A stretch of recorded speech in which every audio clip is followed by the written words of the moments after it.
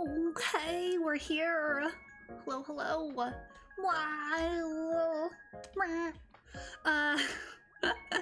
Hi, welcome in. Thanks for being here. We are here today. Wherever you are in the world, you made it. You're here. Good for you. Yeah, so it is Wednesday here. If you are in the future, it may be Thursday, or as they say in Japanese, mokuyobi. This that's Thursday, and Wednesday is suyobi. Yeah, I have been practicing my Japanese. It's good. It's good.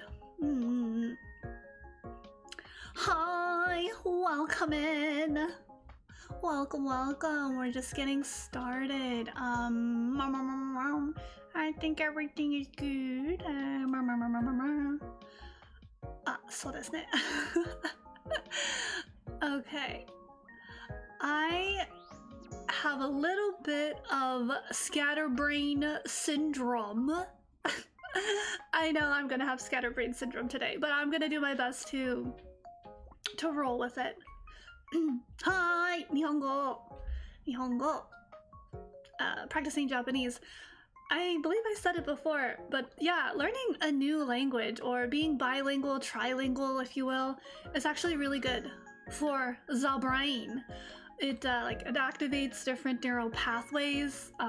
Research has shown that being bilingual, or knowing more than one language, helps slow down dementia. Dementia, yes.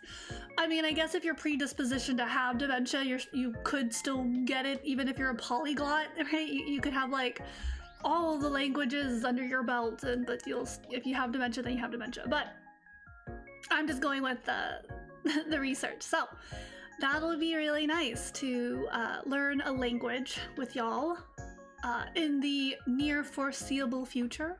Fingers crossed, hopefully. So I'm splitting hairs as I usually do. I kind of want to ask if y'all want to do the check-in questions today, or yeah, I guess we should do the check-in questions, because otherwise, if I talk about some of the fun, the glimmers, the good updates that I have, it'll just tangent, and then I'll never get to I'll never get to the check-in questions. So check-in questions are right here, and it's kind of again related to your goals, and if you want to share, you're more than welcome to. If you just want to vibe and chill, it's all good. If you yourself are, tuning in, it's a VOD, whatever. Yeah, so these are the questions. Maybe, in your downtime, you can journal about it. These are journal entries, something to reflect on.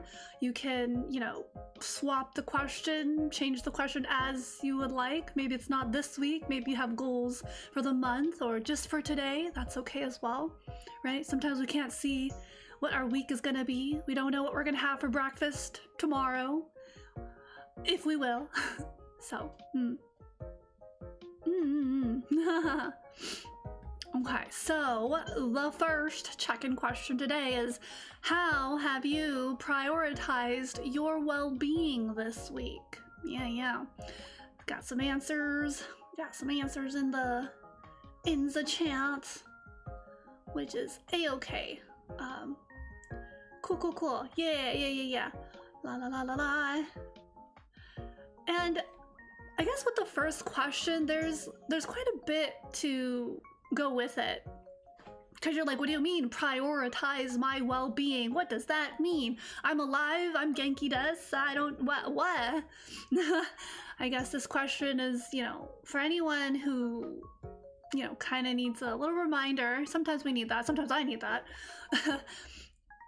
So kind of to elaborate on the first check-in question is, I mean, it can be something as simple as, did you make a conscious effort to eat, organic and fresh foods during this week, right? Have your food choices contributed to your well-being? Is that a priority? If not, then so be it, right? Or at least we're acknowledging it. Another kind of topic that can help inspire question number one's answer is, did you choose any activities that might have, that you felt challenged, but it encouraged you to problem solve, right? And in that process, how was that challenge? And then with that challenge, how are you able to, incorporate your well-being, like your wellness, as opposed to being self-sacrificing for dealing with any troubles and problems? Did your problem-solving plan include your well-being? Sometimes I have to remind myself of that. So when I'm thinking of like a problem or trying to resolve a problem for myself, I have to think, okay, how do I do this in a way that's going to honor my health, like my sanity, right? So like if I know I have like an upcoming test, am I gonna cram last minute, lose sleep, and not eat and stress and freak out, or am I just gonna be like, I'm gonna just do my best, I'm gonna pace myself? That takes a lot of like cognitive effort. That's a skill, I suppose. We're all kind of different in that regard, so it is just something to consider. Yes, hello, welcome in. How do you deal with stress and enjoy what I love looking at, or go somewhere away from the stressful area? Okay, so in that answer, if you how you deal with stress is you look for things that are pleasant and enjoyable, like like a scene, like a scenery, like a beach or a mountain or something that's beautiful or nice to look at, inspires awe and wonder and relaxation, or things that make you happy, like puppies and kitties, and like cool anime shows that kind of lets your mind be redirected, go to a different place for just a minute and kind of just relax, and then maybe revisit the problem when you've kind of like stepped away from it for a bit, and then kind of gone some distance and perspective, right, yeah. And so maybe if it's an immediate situation or area, you'll kind of create space, create some distance mentally and maybe physically, depending on the situation. Yeah, so that's a pretty good way to handle stress for certain situations, right? Like, so we can't cover all, but in that kind of general situation, yeah. If I used to do that as well, so that's actually very relatable.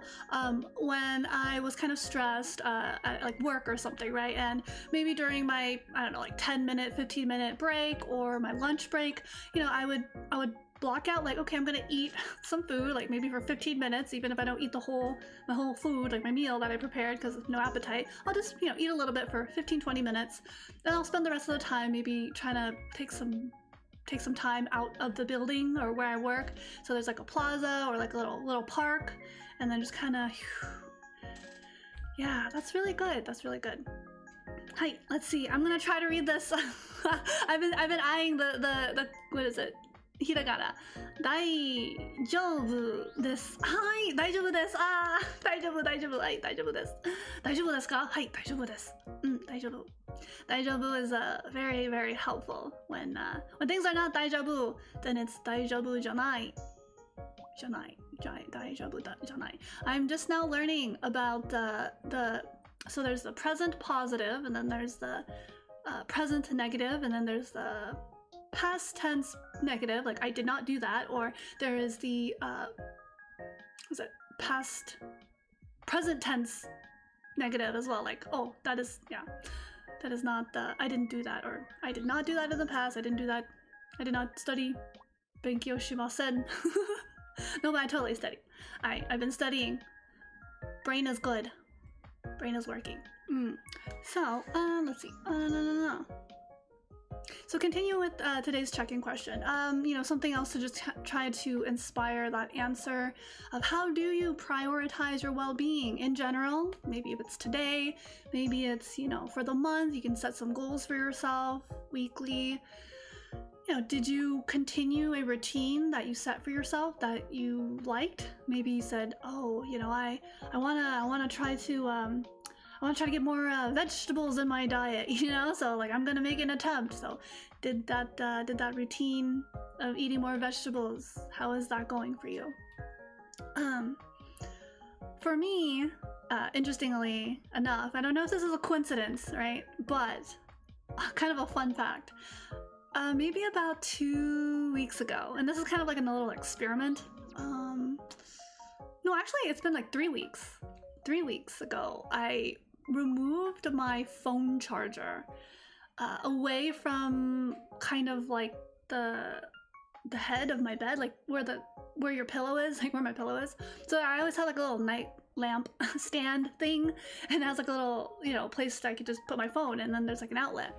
Yeah, so I actually like before that I was kind of inspired, so I decided to give it a try.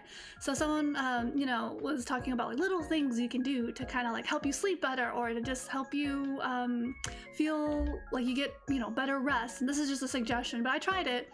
I don't know, I feel like it either that helped or it was like a component that helped. I've been doing all kinds of things to try to, you know, maximize my evening routine. Yeah, and there's a lot of different apps that help you know, you be accountable for some of the goals that you set for yourself. So that's pretty good using apps. But yeah, so I moved my phone charger somewhere else, and then so also it's kind of good because then my alarm goes off, and I literally have to get out of bed just to you know, turn off the alarm, and then I'm kind of like, well, I'm stuck. I gotta get up now.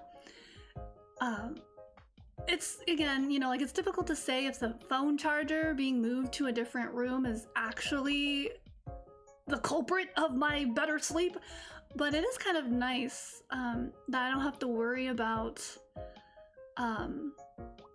so like it also helps because I don't have to worry about when the first thing I do when I wake up is like grab my phone, because that was actually a habit that I wanted to kind of like move away from.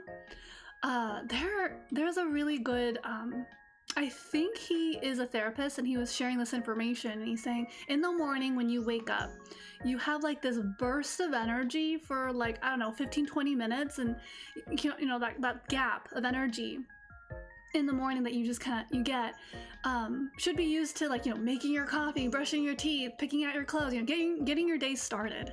And I was like, yeah, no, I used to, yeah, that's something I do, right? Like that burst of energy. But then I don't know, sometimes I kind of recognize this within myself, like, again, just thinking about like well-being and prioritizing like what I want, and, you know, being more mindful. Maybe this applies to you guys, but yeah, like there were moments where I would be waking up and I'm on my phone, I'm like checking like I don't know, random news I didn't really need to do at that moment. I could have just done it later during the day, right? During my lunch while I'm eating, I could just, you know, quickly check this stuff. But no, I would be checking, I don't know, news, articles, random, you know, messages, email, things that I could just be doing at a set time as opposed to like just as I'm waking up. So I feel like I wasted a lot of time. So I wanted to like curb, I kind of wanted to like change this behavior that I was picking up. So yeah, with the removal of the phone away from like my lamp next to my bed, it's kind of had some benefits. Yeah, it's just part of modifying and kind of improving little things here and there, right? It's just the little things, devil's in the details. As you know, some of the scholars know, I've actually set an electronic curfew for myself, believe it or not. Yes, it's a thing. In this day and age, I can't believe it, but it's a thing. It's, again, something that I'm choosing actively to help me stay focused, because I don't know if this is relatable, but sometimes it's really easy to kind of fall into these little pit holes, these little traps, right? These little moments of, you know, instant gratification, but then it's like you don't, it's like just in the moment you're kind of like happy, like, yay, I got my dopamine from checking my you know, my apps in the morning, but then like, oh shoot, now I'm like too tired.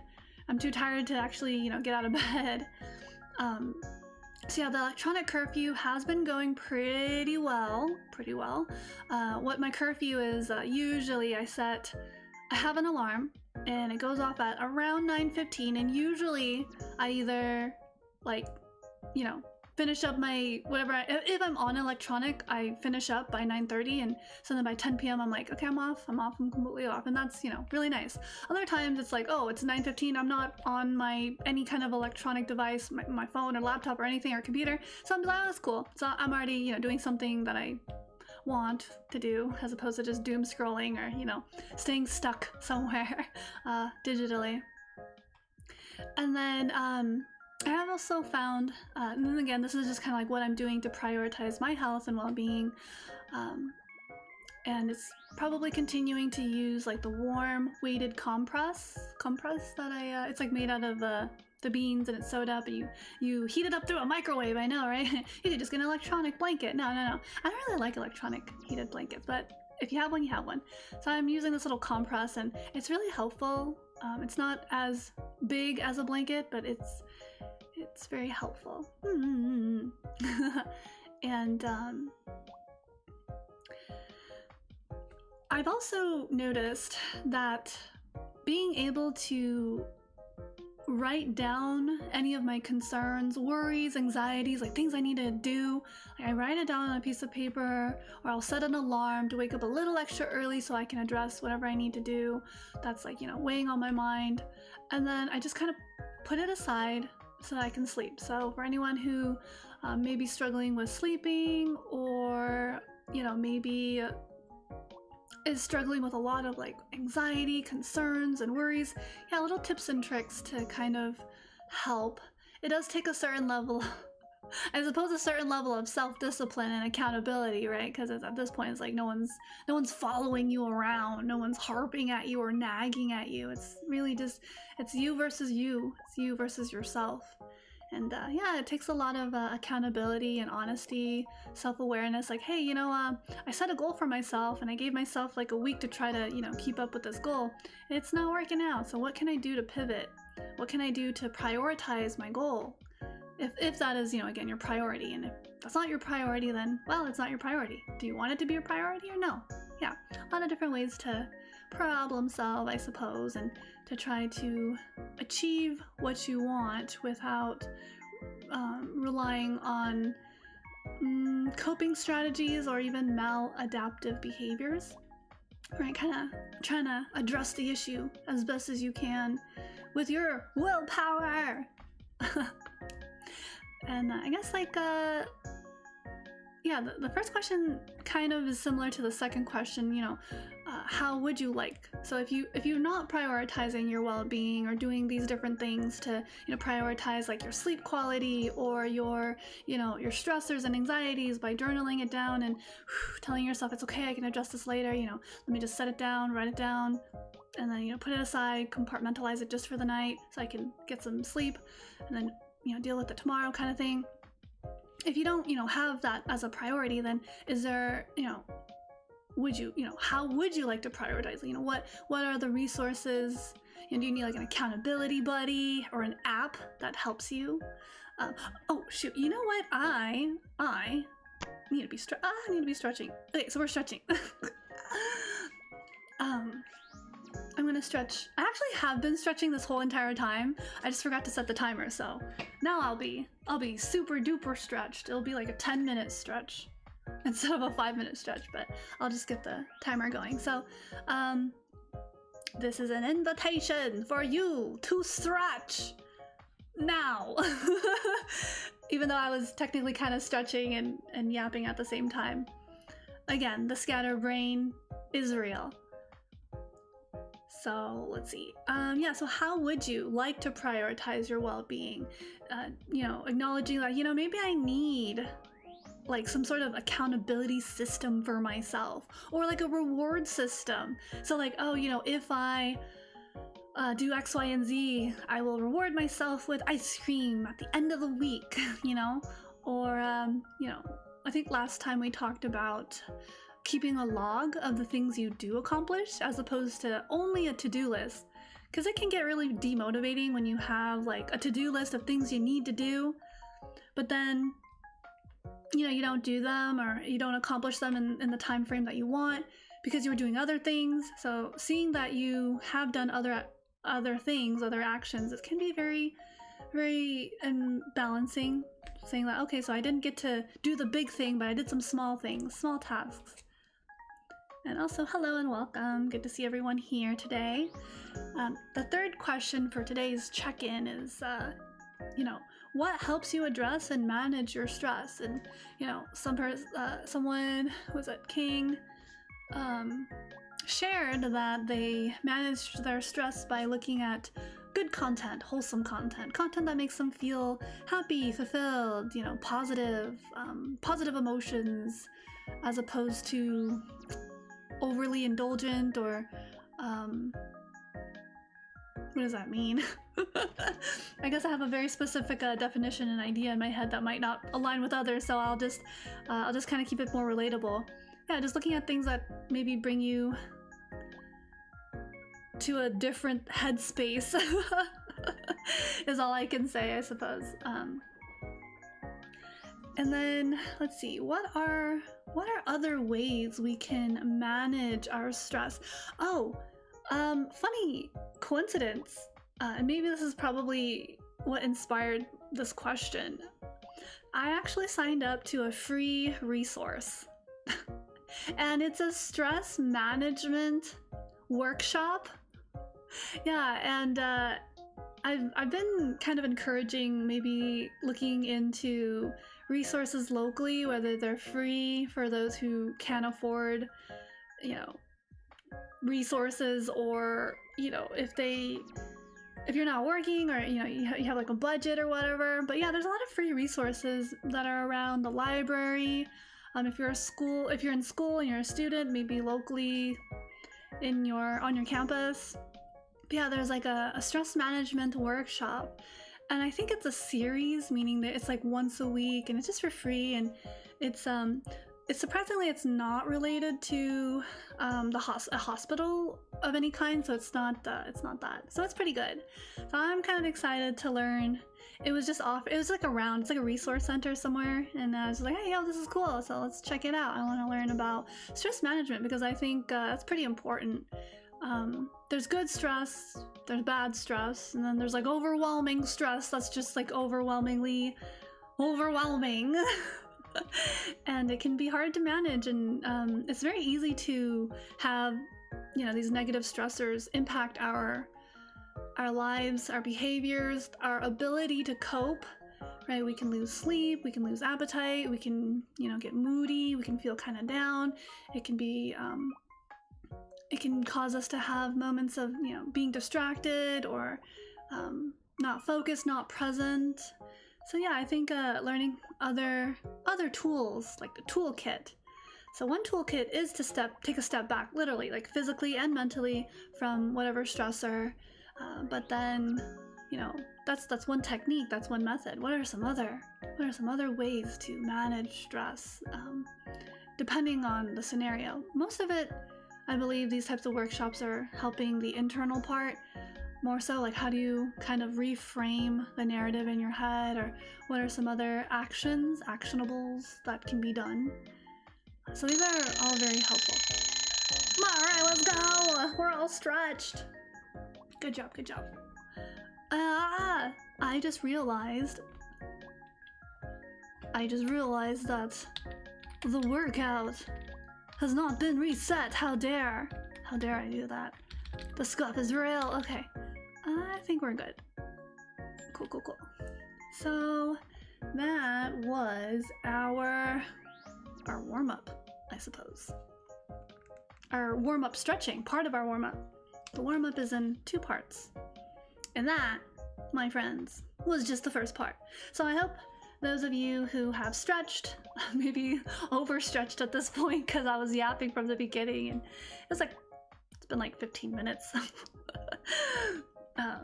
Depending, actually, yoga classes can usually go on for at least an hour, and it's really interesting because it combines stretching as well as like core or like strength movements, like movements that encourage you to engage different muscle groups. So it's like an advanced stretch is when I think of yoga. So I guess it's not impossible to stretch for 15 minutes, depending on if you need it or wherever needs to, you know, be warmed up. Yup, I'm nimble. I'm good. How are y'all doing out there? We're good, we're good? We're about to hop on the stationary bike and do some cardio. That would be great. So, I suppose now is the time. No better time than now. Oh, what would I recommend as an alternative to a yoga mat? Oh, okay, yeah. No, I totally get it. Oh, also, safe travels for those of you guys who are lurking, listening. All good, all good. Alternative to a yoga mat. It's really interesting because I had the same question for a very long time. I didn't really like the material of a yoga mat. I don't know what it is. Like, does it decompose? Like, what is this, right? I think that you could use like a towel, but it really depends on what you're using it for.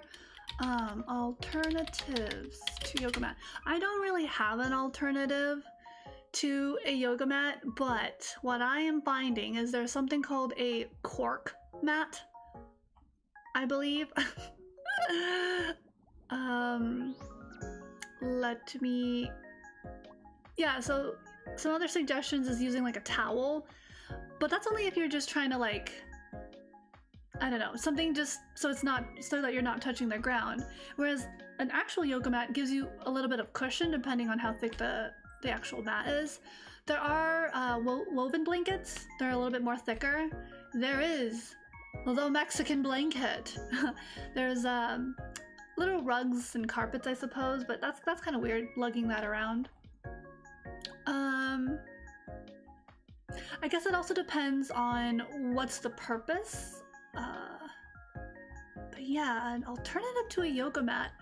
I didn't get a yoga mat for the longest time. I would just like borrow like a friend's or a family member's, you know, just like, hey, can I borrow your yoga mat? Because I didn't want to buy a yoga mat either for a long time. I think the thing that I would suggest is one of those really thick blankets. Okay, yeah. Another thing you can do is like stack blankets. I know it sounds really weird, but like get like 3 or 4 kinda like semi-thick or like mildly, you know, like not just one, but like a wool blanket. Maybe like stack 2 or 3 of those, depending. Yeah, that's to be resourceful. I do appreciate being resourceful. I'm trying to think, what else? I mean, I guess if you have like any extra like bath towels, you can just, you know, extra cushioning depending on like your towel as well. Because I do have one really fluffy towel. It's like a bath towel. It's just super fluffy. And I've also had like beach towels that are really thin. So if you do have like kind of a thicker bath towel, that might, you know, you'd have to just like layer it. Oh, yeah. Sometimes there are some really cool resources that provide free, I don't know, equipment or something, and it's kind of nice. But yeah, if you're not afraid to use like a few thicker wool blankets with like a bath towel on top, just for extra, you know, cushioning, that's a possibility. Just so that it's not so hard. There's like just like a little bit of cushioning there. That is a possibility. Otherwise, I'm not entirely sure. Yeah.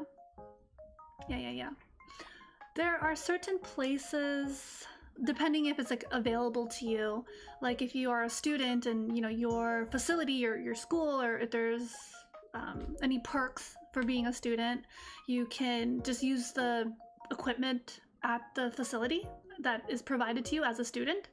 So most student gyms like at the campus should have some. They might not be the cleanest, in which case they have those little stations with the paper towel and disinfectant, and you can just, you know, do a quick wipe of the mat that you're gonna use the equipment before you use it. It's like, I don't know, like what, 10 seconds of extra labor, but it's like a peace of mind kind of thing. Camping sleeping mats. Oh, true, yeah. Oh, that's just only if you want to just kind of cover the floor.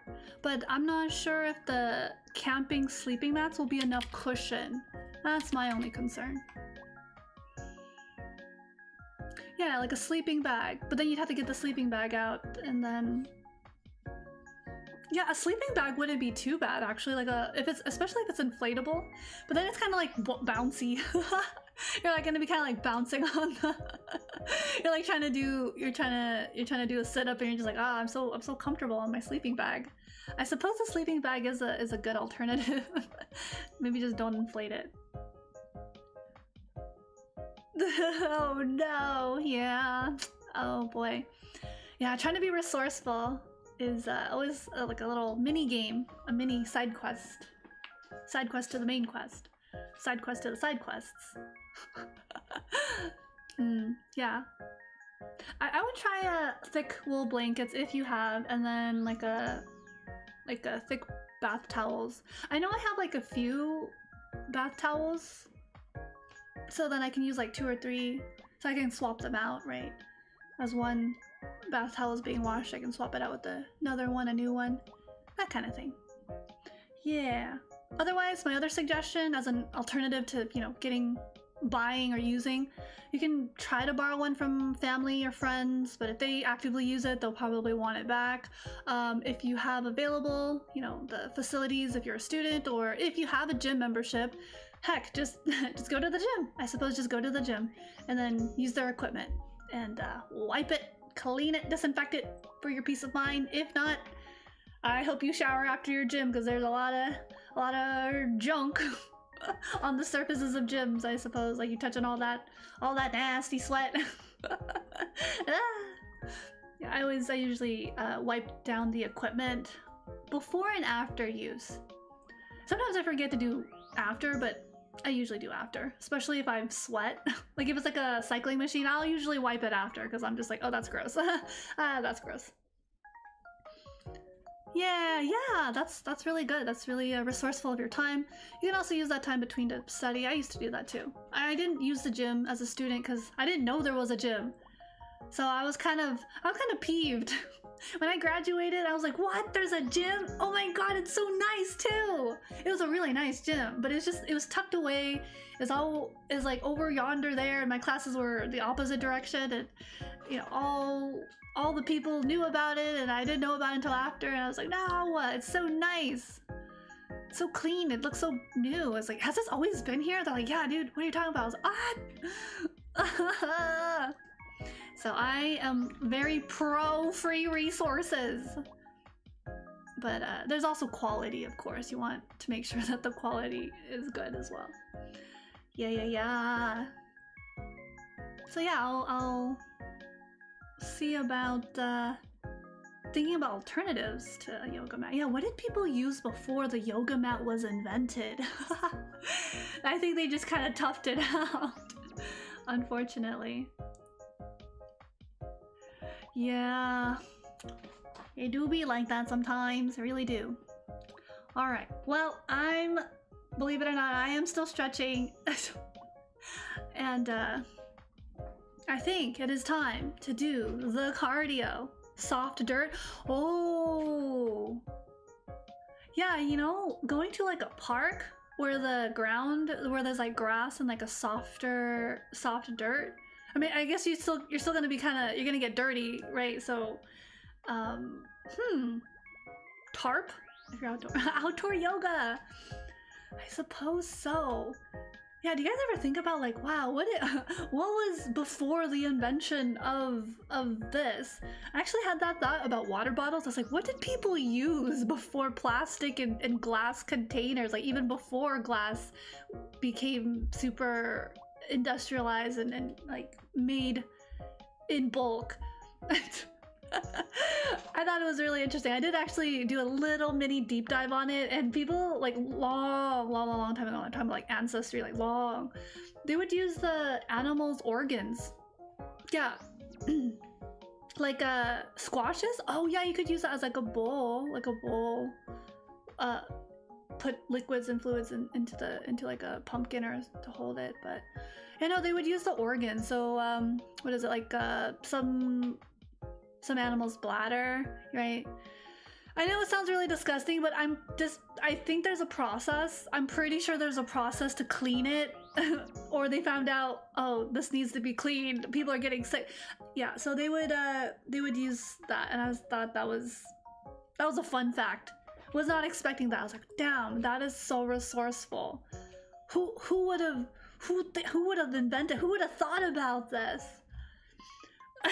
Please teach me. I said okay. You do the thing. Can't be that much worse than hot dogs. Oh my god. Oh wait, it's so weird to me. Hot dogs. The lining is.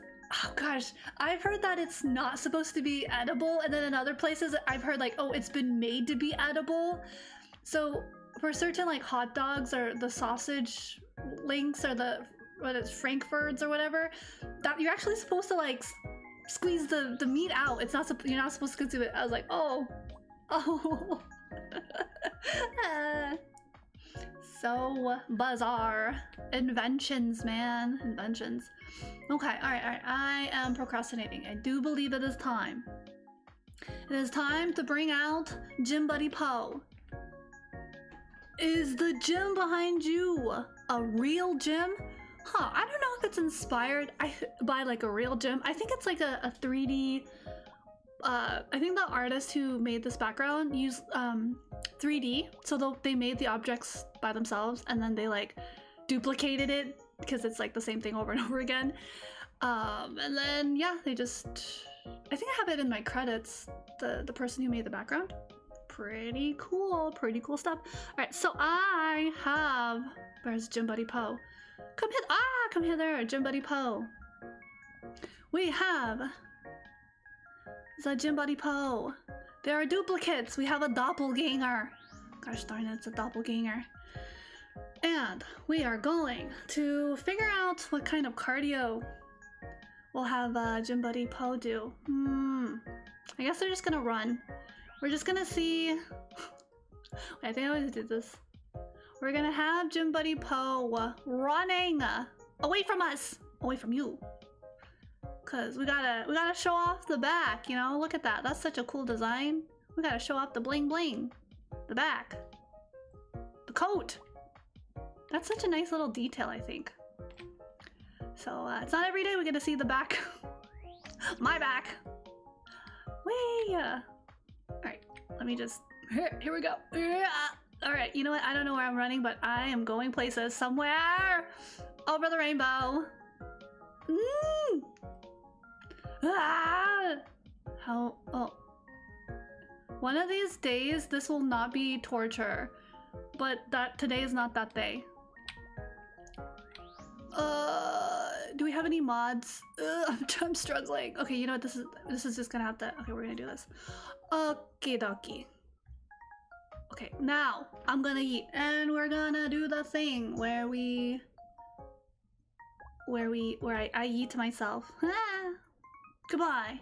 And it is just gonna be Gym Buddy Poe. Gym Buddy Poe. I can't even speak correctly. Maybe I've been influenced by Nell a little too much. The Nell language. I'm speaking crow. Okay, we are running away from you guys so you guys can check out my my fancy coat. Okay. Alright. Now I gotta start the timer. This is taking longer than usual. I usually just kind of go boom boom and it's like done. Alright, so shabam! Timer is on. We're gonna hop on the bike. We're gonna do some cardio. So, I don't know, if anyone wants to do some cardio, now is your time. I hope that gave you plenty of time to set up. If you have a stationary bike, you know, if you have a treadmill that's just been sitting there collecting dust in your closet or just in the corner somewhere in your room, now is the time to dust it off and see if it works. And yeah, do some cardio. Let's see, some other, you know, non-equipment needed cardio is jumping jacks, depending on your floorboards and your environment. Yeah, jumping jacks are good. I mean, I guess if you don't want to do cardio, there's like plenty of other different things to do. There's squats. I love squats. Weighted squats are great. Yeah, there's a bunch of different little things you can do to get fit. Yeah, gym memberships are helpful because you're paying for the use of a facility, so that's really helpful. But I am stingy as hell sometimes. I guess I refer to myself, or I do prefer to refer to myself as being frugal. So I'm pretty frugal, so I don't have a gym membership right now. When did I have it? When was the last time I had a gym membership? It was like years ago, obviously before the pandemic. I had a pretty good routine for myself at the time, but things change, right? Schedules change, timing changes, just things change. So at some point I just canceled it because I'm like, well, I'm not using it the way I want. I'm like not maximizing my dollar in the subscription. So yeah, bummer. That's funny. Human weights. So, let's see, what else do we have?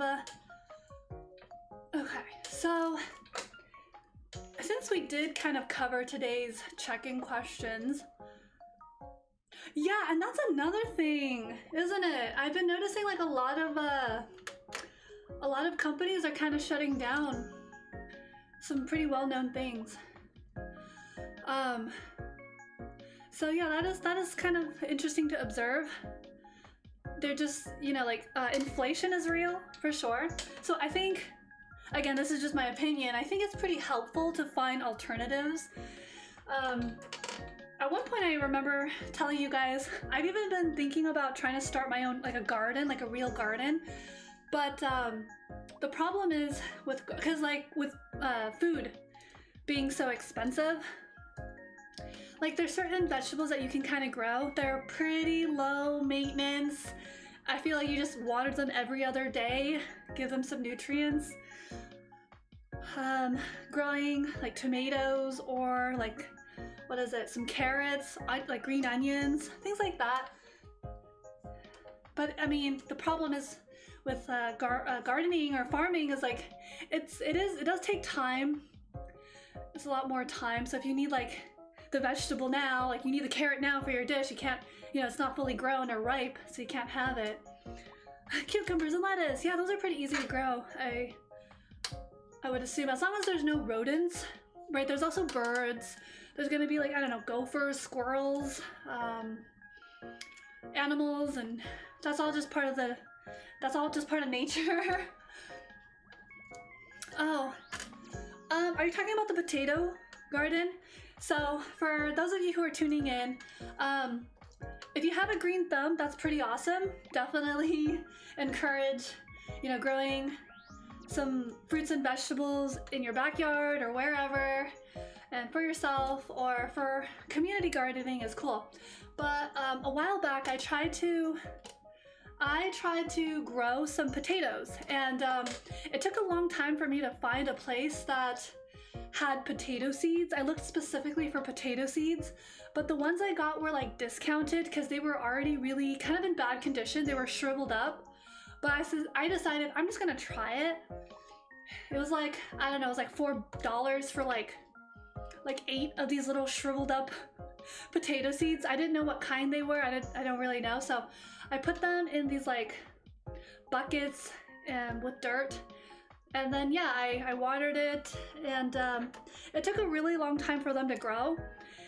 So I think those shriveled up potato seeds were not really great. And so one bucket had like maybe like 8 or 9 potatoes, but the potatoes were not very good quality. Like, I don't trust eating those potatoes. I think I had a photo of the potatoes that I grew, and I don't know if I posted it or shared it with you guys, but that was something, and I kind of gave up. I was really discouraged. I also feel like the weather condition was not ideal for the potatoes. Like, it's weird. certain plants thrive in direct sunlight. Others are more sensitive to light. They need indirect sunlight. They need to be at certain temperatures. They need a certain amount of nutrients. They need to be like watered a certain amount of time. I'm like 95% sure I did post them somewhere. Yeah, I'm pretty confident I posted them somewhere. Yeah, I think what happened was, so I think it was multiple things that happened. I think the seeds were not ideal to begin with. And then two, I think there was not enough nutrients in either the soil, or they didn't get enough water or something. Yeah. And then there's like the timing. So basically what happened was in the bucket of the potatoes, so to my knowledge, my understanding, because I've never grown potatoes before, right? You lost all your knowledge of potato farming? Totally cool. Basically what happens is as the potatoes are growing, there's gonna be like underground in the soil, there's gonna be like a little stem that shoots up and it's like green, and you're supposed to wait until that stem dries up, shrivels up, and like, you know, starts dying. And that's when you know the potatoes are pretty good. So I was really optimistic because I'm like, oh look, there's the green, it's growing, it's actually growing. But I can't see the potatoes because they're in a bucket. So I decided to try the bucket. So there's different ways to grow things, right? So you can put it in like a long wooden container. You can put it in the ground, right? The reason why I didn't put it in the ground was because I was worried about like rodents, like a gopher or like mice or a rat, or like squirrels or raccoons or even birds or whatever. So I used a bucket. So that was the method or the style or the way that I went about planting and growing these potatoes. So I used a bucket, so I couldn't see the progress of the actual bucket because you can't see through through the bucket. So I was really relying on that stem to like shrivel up, and then I would know that the potatoes are ready. The problem is I like calculated it. I was like, okay, so it says it's gonna take about like 7 to 8 months. So I was like, okay, so I'm like, you know, counting the months on. So by the 6th or 7th month, I was looking at it and I'm like, I'm hoping like within a month the plant's like leaves are gonna shrivel up and then I'll know it's ready. But that never happened. In fact, I actually dug up the potatoes. It's weird. I think it's like premature, but it wasn't premature because it's been there for like a little over a year. So I don't know if potatoes need to be in like growing for like a year or longer, because they said it was like only a certain amount of months. It also depends on the type of potato, the actual seed, the breed or species of the potato. And the problem is I did not know what the type of potato species or breed of potato that I had.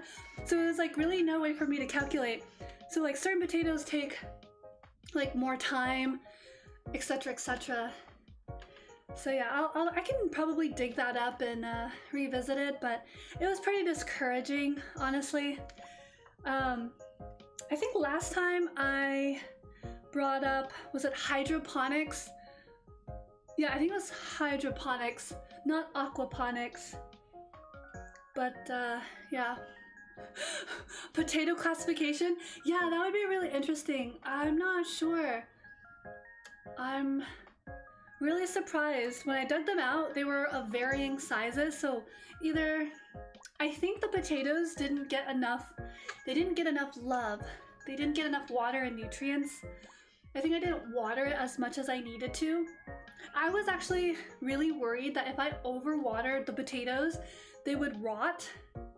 So that's why I kind of didn't give as much water as I probably should have. The cool thing is that when I actually dumped out the potatoes from the bucket, I emptied it all out, there was a lot of, I think this means it's a good thing, but there was a lot of like worms and little, what are they called? They look like little roly-poly bugs. Do you guys know what they're called? Basically, they can roll up into like a little circle, little ball. It's those little things. So at first you would think, oh, that's disgusting, that's terrible. I think in the gardening world, that's like a good sign because these bugs and the worms help like move nutrients and kind of help fertilize the roots. I don't necessarily think all of the bugs were pests. I think it's just part of a natural ecosystem that was forming. So that was pretty good, I think. The only problem and concern about certain bugs is if they like eat the plant or, you know, the fruit, or if they spread disease. So that's the only thing. The thing is, I don't know if they were gold Yukons. They looked like yellow potatoes. I'm not even sure. The soil was from a gardening store, you know, those stores that sell it in a bag. So it's not like I got random soil. I didn't just pick up random soil out of the ground from some unknown place. The soil was actually from like a gardening store. Those big bags of soil. I know, right? We've gotten to a place in society where we sell each other dirt. You have to pay for dirt. Sooner or later, you will have to pay for the clean air. We create the problems just to fix them. But yeah, no, the soil is from like some large gardening outlet, and they're in like big bags. I forgot. So I think the soil was fine and the nutrients from like the soil, because I think I also added, what was it? It's like bone something. It's been a while. It's like a nutrient for a plant, because I think I read somewhere that potatoes and some other plants do really well with this. Is it bone meal? Yeah, bone meal. Yeah, I was like, is it bone meal, or like what was it called again? Bone feed? Yeah, I think it was bone. Yeah, it was. Yep. So so I just added like a little bit according to what I read online. So I don't know if that like jinxed it, but I think nutrition or nutrients wise, it was still okay. I guess what I mean by nutrients earlier is like it didn't have enough was water. I didn't have enough water. I guess nutrients and water is two separate things. I don't know why I just lumped it together. I didn't use bone meal before either. The only reason I got it was because I read that it would help the plants, and I was worried, like, oh man, are these gonna be okay, right? So I did really kind of go all out and really do my best to make sure that, you know, the plants will do well. I think it was a water thing and a seed thing. Cause yeah, the what is it? Soil and the bone meal should have been fine. I think it was just water and the seed itself. Cause by the time I got the seeds, again, they were like discounted. They weren't even in like their original box. They usually sell the potato seed in like a packaging, but these one had been like taken out of their packaging, and they were already like shriveled up. But I took them anyways, and the store retail person was like kind enough to give me like a huge discount. So I asked them like, oh, do you think these are okay? Will they grow? And they're like, I'm actually not sure, but you can give it a try. So I was like, all right, cool. Yeah, there is a YouTube channel that he's like the potato guy. He's so cool. I actually I watched a lot of his videos in preparing for this, and I use a lot of his advice on like, oh, this is how you should set it up if you're gonna. There's like a lot of gardeners online who share their wisdom and experience and knowledge, and I did look through, and that's where I learned about the bone meal thing. So I was like, oh, I guess I'll give it a try. So all right, well, I have finished my cardio. Good stuff. My heart is a beating. So good. That was a good 15 minutes. Mr. Potato Head. You know, he kind of looks like, well, no, I'm not gonna say that's kind of mean, no. Into home inspection, interesting, yeah. I'm gonna just see really quick if I can find the potato expert that I looked into. It was really good. Hold on, potato guy? I don't think his name was Potato Guy. And now I have all sorts of weird potato. Okay, no, that's not it. Now I just have this like weird brown potato, and it has like the eyes and the mouth of a person. Do you drink the instant noodle soup? Huh? Good evening. Yes, good evening. Let's see. I'm gonna... How to grow a potato.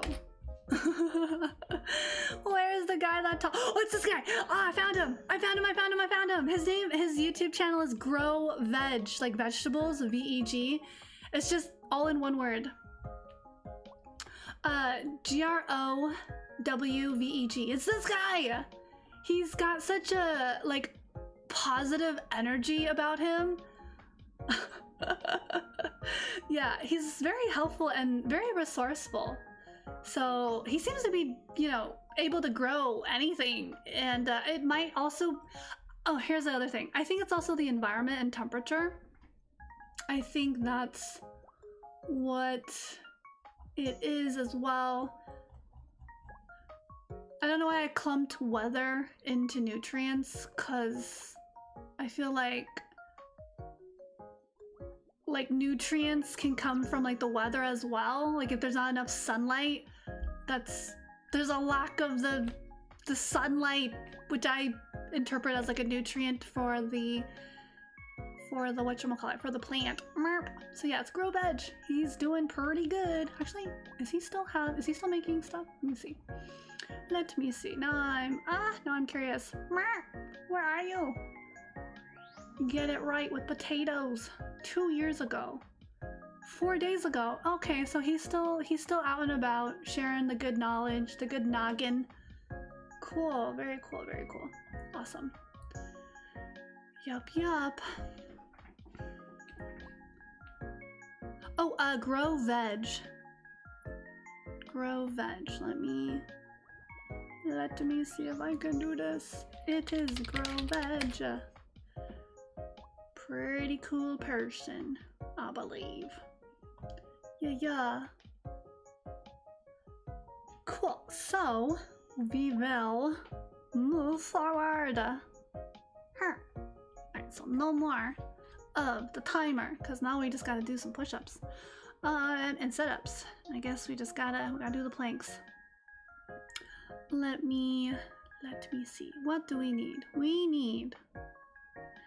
need Jimbody Poe to show us the way. Okay, here we go. It is going to be time to send Jimbody Poe. Wow! Oh, thanks for the new channel. Yeah, for sure. I think it's very helpful. You know what I mean? Like, I think a lot of the stuff that he shares is very helpful. The problem is that maybe he has like a better climate or environment for growing, but I kind of don't believe in that either, because there have been times where I wasn't sure that a plant would grow. Like there were cherry tomatoes, because it just seemed too cold. But I ended up using a bunch of rice water, and yeah, those cherry tomatoes grew great, and I got to make a really cute tomato soup thing out of those little cherry tomatoes. Super cute. It was just like for funsies. I didn't continue growing the cherry tomatoes afterwards, but I do have a lemon tree. Actually, the lemon tree is doing really well. Lemon tree is pretty low maintenance in my opinion. Like, what is it, like once or twice a week? I give it a good amount of water, and yeah, that's about it. I also have like a dehumidifier, so when I need to empty out my dehumidifier, I just pour the the water from the dehumidifier onto the lemon tree, and it what else? I made spaghetti, and so there was like the water from the spaghetti. Sometimes I'll just carry the entire pot out and then just, you know, it's like cooled down. The water's cooled down and just, here you go. Walnut tree, that sounds really nice. Hey, that sounds great. Yeah, fruit trees are good too, like apple trees, or I really like plums, but I think you have to have like a very warm environment to grow some of these. You want to have a walnut tree. I don't know how walnut trees grow. Like, do they need anything in particular? Does it need to be like extra warm, certain climates that are better suited for certain plants? Walnut trees. Complete planting and care guide. Yeah, there's a lot of what is that, science, or it's like a whole science of how to properly, you know, grow these things. Plants. I don't think I've ever seen or picked any walnuts before.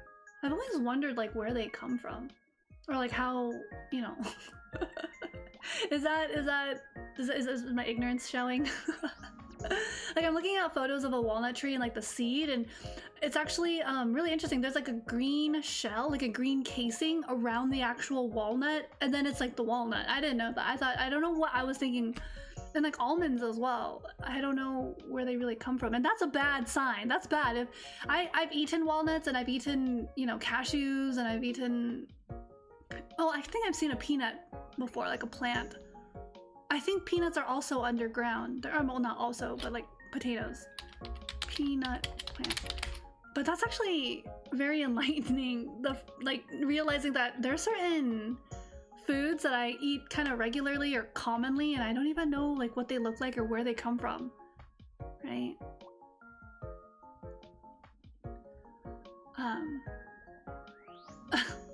Walnut for the brain. Yeah, walnuts are great. Walnuts are great.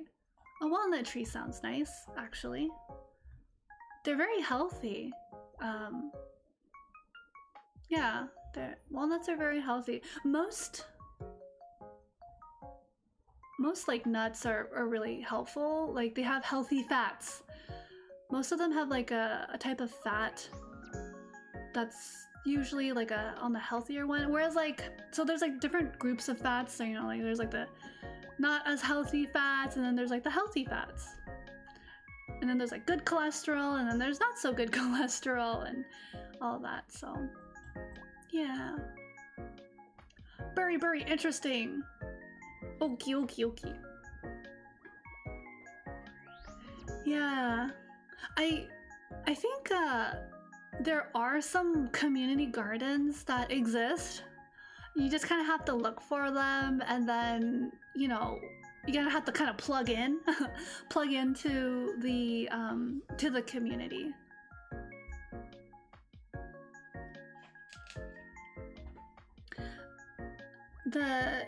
The resources available, you know, outside of your own backyard can also be like a way to get started in learning. So for me, I guess what I should have, I mean, in reflection, it would have been nice if I maybe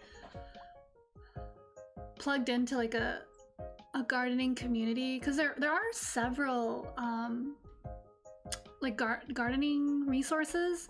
For example, there's like I think at the library locally, they have this like swap a plant. So you bring like a nice plant that you're willing to trade, and someone else will bring hopefully an equally nice plant, and you guys trade. It's like a plant exchange, like you exchange a plant, and it's kind of nice. So it's like gathering fellow gardeners and having a place to kind of talk about gardening. So yeah, so we just gotta figure things out one day, one moment, one experience, one lesson learned at a time, I suppose. Let's see. I'm gonna go ahead and we're gonna do some push-ups. So for anyone who wants to do push-ups or who has the capacity to do a push-up wherever you are, if it is within your goal and realm of ability, within your realm of doing, you're more than welcome to do some exercises and get fit, get gains, get those gains. Yeah. So, I suppose it is time to do 10 push-ups. Just 10 measly push-ups. But I'll do that. Let me, here we go. Jimbody Po, don't go. Okay, here we go. We're gonna do 10. Here we go. Ito. Getting set. And the first one. That's 1. That's 2. 3. 4. 5. 6. 7. 8. 9. 10. Those are not bad. Not bad today. Not bad at all. Let's see. Haha. Oof. Oof. Alright, so let me see. What do we have? Okay. La da da da. So we do have some more glimmers. Does everyone know what a glimmer is? It's actually something that I picked up and learned over the course of just learning about mental health, I suppose. The community, there's a lot of like terminology that's very interesting, like interesting in terms of like, oh, it's like slang, you know? It's like so you know when people used to say things like what is it? Well, my brain is blanking out. I'm just gonna use this one because it's like the first thing that my brain can just know, but you like skibbity, right? Like, so that's like a new term that wasn't there in the 1990s, you know what I mean? So like these are like new words that come up. So there's one called glimmer. So we all know what a trigger is. We all know what a trigger is. Oops, wait. There we go. We all know what a trigger is, but what is a glimmer? Basically, they're like inverse of each other. So a glimmer is something good. It's like, I got a glimmer today. This is good news. そうですか。そうですね。はい。そうそうそう。Okay, okay. Sorry, I think I tend to avoid paragraphs. I tend to avoid paragraphs. I'll gloss through them. Reminds me of the time there was a person who sent like a really long marshmallow and I just like skimmed through it and I looked up keywords and I'm like, yeet, and I yeeted it. Feels bad, but that is a core memory. So let's see. Yeah, so a glimmer is like something that's opposite of a trigger. A trigger is something that, like, you know, obviously activates you usually negatively, right? It's usually negative emotions or like a negative feeling, whereas a glimmer is like, hey, this is something good news, some things that happen that are glimmers. It's kind of like, when I think of a glimmer, I think of something that's like a silver lining. It's very easy to just focus on negative things and triggers, so I think part of the discussion is to, you know, talk about glimmers. Like, what are some good things that happen, right? It's really easy when you're going through something really difficult or challenging or stressful, all you can see is the bad. All you can see is like, my life sucks, this is terrible, I don't know what I'm doing, and like, you know, dooming, and sad, and yeah, I mean, that's how you feel, and it's valid, right? So I think for there to be language that kind of enables people to talk about positive things, like what's a glimmer today? What's something that was good? I had a delicious meal, actually, you know, so that's a glimmer. I got to hang out with friends, you know, I haven't seen them in a long time. That's a glimmer. I was able to, you know, do the thing that I put off for so long. So that's a glimmer. Yeah, glimmers are good. Glimmers are helpful to kind of balance out the bad news. Bad news will always be bad news and be there, and it's part of, you know, existing, and to try to find balance is to recognize that there are glimmers, and you have to be careful not to like be too one way or the other. It's like you have to kind of have like this balanced view, or what is it, equanimity, like an equilibrium.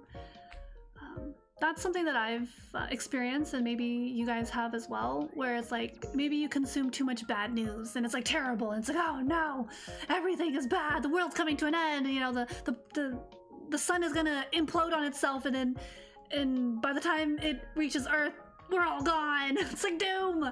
It's like, yeah, okay, that's not gonna happen in your lifetime, so, you know, let's just focus on climate change, something that can be managed from human consumption instead of worrying about the sun exploding or imploding on itself. Yeah.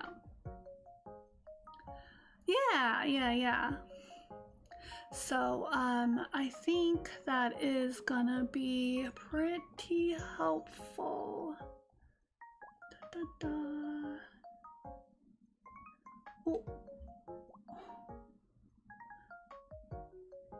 Oh. Okay.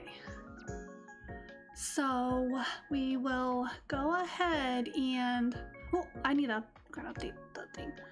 So yeah, glimmers. I guess that's a new vocab word. It's probably not something that's commonly used, but it is and has been, can be used in certain spaces. It's kind of like when you ask someone, you know, like, what are your pronouns? Again, that's not like everywhere, but, you know, depending on what community you're in, that could be like a very common and polite way of respecting your, you know, preferred identity and experience. So it's one of those things. So it's not uncommon to hear and use the word glimmer. Yeah, like, hey man, what's a glimmer today? And then they'll be like, what's a glimmer, dude? What are you on? Nah, dude, glimmer is something good that happens. So glimmer, as opposed to a trigger, right? Or something that activates you negatively, like, oh man, the news is such a trigger, absolutely. You know, but some glimmer for this week is, you know, I got to adopt a puppy. I don't know. I got to go to a concert. I got to watch my favorite show, or I got to finish a season of, you know, XYZ. I got to, you know, relax a little bit and catch up on sleep. A glimmer is catching up on sleep depth. So that's also really, really good. That's a glimmer. Glimmers are good. We like glimmers. That is a glimmer. Those are glimmers. So, you know, talking about glimmers, I got to try shabu shabu for the first time. Do y'all know what shabu shabu is? I heard of shabu shabu for a long time. I just never got around to, like, going to a restaurant of shabu shabu, and it's, I believe, the shabu shabu, like why it's called shabu shabu, I believe it's a onomatopoeia, or how do you say, because it's, this is, I need to fact check this, but I'm like pretty confident, I'm like 75 to 80% sure this is why it's called shabu shabu, because the sound you make when you, like, so basically you're taking meat and you're putting it into boiling water and you're kind of like dunking it, so then like, I think that's like the sound. So shabu shabu. Yeah. But yeah, so it's Japanese. I've had hot pot before. Hot pot is great. I love hot pot. Oh my goodness. Hot pot is so delicious, and it's always, whenever I have hot pot, it's usually with others, like it's a group, so it's not just myself, right? So yeah, so basically, I mean, if this is pretty accurate, to me, shabu shabu is hot pot. It's just different ingredients, different style, but like similar concept to a hot pot, but it is Japanese, and it's, again, different ingredients. Oh yeah, so here it says, the reason why it's called shabu shabu is because it is an onomatopoeia, and it's derived from the sound swish swish when you're putting the ingredients into the pot to cook. So, you know, like you're dunking the meat and putting the vegetables in, and it's making, you're putting the vegetables in. So shabu shabu. Yeah, oh, all you can eat shabu shabus are great, dude. Oh man, that's especially if you're a big eater. Oh man, that's such a bang for your buck if you're a big eater. I don't think I am a good, like, if I have an all you can eat shabu shabu, I won't benefit because I don't eat much. But if you're like a big eater, I feel like you'll get the bang for your buck. Yeah, it's also because you do cook the meat very quickly. So really, the idea is like you dunk the meat kind of quickly. So it's like swoosh, swoosh, swoosh, and it's like shabu shabu, right? Like shabu shabu, all done, like that. I think that's the story that I heard is why it's called shabu shabu. Yeah. Yeah. It's really good. It's really good. Yeah. So I had to try shabu shabu for the first time, and it was really good. What is it? Shabu shabu was so delicious though. Trying to think, what did I want to say? So that's a glimmer. That's why I brought it up. If you've had shabu shabu, cool. If you haven't, cool. But yeah, hot pot is really similar. Different ingredients, slightly different style. That's the thing, it's the style. When I think of like shabu shabu and hot pot, I literally, like, in my head, if I were to like explain what's the difference, it's like the difference is like a hamburger versus like a sandwich, like a BLT sandwich versus like a deli sandwich. They're all like sandwiches, right? Like the concept is really similar. It's like two types of bread, like two slices of bread, like your choice, or two buns or whatever, right? Again, this is like a stylistic difference. The concept is still the same. There's still like usually some kind of meat and vegetables and like maybe some sauce like ketchup or mustard or whatever. And bam, that's like your sandwich in just different variations. So that is how I think about. Because I was like, wait, isn't shabu shabu just hot pot? But ingredients are different. And then I think in Vietnam, they have something really similar. And like in Vietnam, I've heard them call it hot pot and shabu shabu. So I'm like, oh, so it's like interchangeable. Yeah.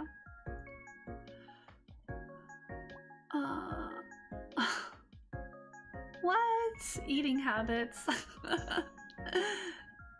Oh man, that's wild. Yeah. I'm wondering, like, with all you can eat shabu shabu, it's kind of like you're having like multiple mini courses, or like once you finish like this part, you just, you can eat like another thing. And then that's kind of like a multi-course meal with like a all you can eat hot pot or shabu shabu. But maybe when I was younger, all you can eat would be in my favor because I would eat a lot, because like when you're growing, you want to eat a lot of, to grow and get the nutrients, and you're hungry because you're a teenager, or or stress eating, whatever. But I don't know, I don't eat as much as I used to, but it's gotten better. I think having like a healthy appetite is pretty good. Yeah. Or finding ways to, work with your whatever limitations, like if you have diabetes or other, dietary restrictions. Like I knew like several people who had gluten allergies, and I'm like, whoa, gluten allergies. There were so many things they couldn't eat, and like, it was like two different people that I knew. That there was one person who couldn't eat certain types of mushrooms, and I was like, what? There was there was one person who couldn't have soy sauce. They had to bring their own soy sauce. I was like, wait, why? It's like, because sometimes it has like a certain product in the soy sauce that they figured out that they couldn't have. So I was like, oh my goodness, soy sauce is like a very common, you know, ingredient in a lot of Asian foods. Sometimes it's just kind of like cooked within the food, like fried rice. There's usually some soy sauce. They just toss in the siao in there, and then it's like, ah, can't eat that.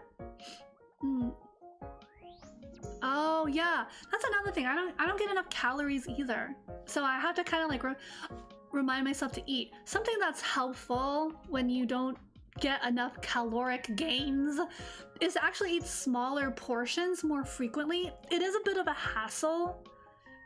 It does mean that you have to snack a little bit more, kind of like snack time. I do have like Tupperware, so when I meal prep, I try to make smaller portions, but I'll carry like 2 Tupperwares of food, and as opposed to just like one giant meal, and then I'll break down the meal into like 2 separate, you know, mini meals. Yeah, so you still want to get the blood sugar and the calories and, you know, the nutrients that you need. So yeah, you gotta problem solve, I suppose. Right? Yeah, these are ways, sharing tips and tricks for folks who might have I mean, I guess like if you have a certain condition, then you would probably have figured it out. Like there's this woman, she became a chef because her relationship with food got better. So I think she's Vietnamese, and she has like several, I think it's like some kind of like some stomach problem. I don't know the exact word. And so it really, you know, affected her growing up. So, you know, as a teenager and young adult, she was really picky eater because of her stomach, and she didn't know that it was her stomach the entire time. She just literally thought, oh, she's just a picky eater. And, you know, a lot of stigma from family saying, why don't you eat? Like, what are you doing? You're so picky. And so she didn't know for a long time that it's actually not like something that she, it's not like she doesn't like the food. It's like it hurts her stomach if she eats it. And so she learned this, and then she eventually figured out that she needs to find a better way, you know, so that she can be healthy for her health. Yeah, it's really good. I think she has a channel. I'll have to look into it because I don't remember. I know that I came across her channel, and she shared her story, and I thought that was so inspiring, and it made me think, wow, you know, what other people could benefit from this type of story and the resources that she provides. So she shares the recipes that she eats to, you know, curb her stomach symptoms, and it's really helpful, quite informative. So she's taken a very culinary, dietitian, nutrition approach to, right, because she's gonna have to live with this gastric like problem for the rest of her life, because it can't really be cured. So she took it upon herself to make it a motivating factor for her to kind of, you know, get into culinary, establish a better relationship with food, and work with her condition, as opposed to just, you know, letting it work her. She's working it, kind of like flipping the script. Yeah. There is a really good idea. There is this idea where you should only eat when you're hungry. The problem is, for individuals like me, sometimes you don't feel your hunger. There was when I was like sometime in my undergrad, I think I was hungry. I just didn't feel it. So like I would just go until I almost collapsed, and then, you know, like my friend or family, and, you know, they asked like, what did you eat? And then I had to think about it. I was like, wait, I didn't eat anything all day. Like the only thing I had was like a glass of milk and some fruit. And they're like, oh, well, that's why. And like, oh, duh, you know, but like in the moment you don't realize that, right? Until you have to really think and reflect. And that's just food. That's like something that you can measure as a metric. But the same applies to other things, like your emotional well-being, right? You got to do that check. Like what have you been doing to, you know, take care of these different aspects of yourself? Because with food and calories, it's very easy to see that metric. It's like, did you eat or did you not? Yes, I did. Oh, then you should have enough calories. No, I didn't. Then you don't have enough calories. That's very straightforward. Yeah, really interesting, huh? And food really does affect you. Food really affects your it can affect your mood. There have been studies there have been studies that have been looking into a lot of the processed food that's unfortunately too accessible. It's really too accessible. It's like really like picking your poison. Like it's because they can. It's terrible. So it's like we can no longer rely on others. We have we have to just develop our own sense of values and decision making and kind of take back the autonomy. Rather than just relying on like marketing or advertisement to tell us the truth, because that's not the case anymore. We're in a different time. But again, you do you. There's a lot of really interesting theories that say like, oh, you can control the public by controlling their consumption, right? So there's like the whole starving people, or what was that one movie, Mad Max, the desert movie, and they were trying to control the people through controlling water, allocation of the water. So they would basically, there's only one source of water. I think it was Mad Max. Was it not Mad Max? There was also another there was this other movie. Oh my gosh, what was it? Was it not Mad Max? Okay, yeah. There's a lot of movies with these types of like, they explore these types of themes and motifs and like ideas, and I think it's really interesting to see because it can be a reflection. It can be a reality. It's kind of like a hypothesis of a scenario like this. So yeah, Mad Max was really interesting. I think that was like the first time I saw that so directly in my face. I was like, oh, wait a minute.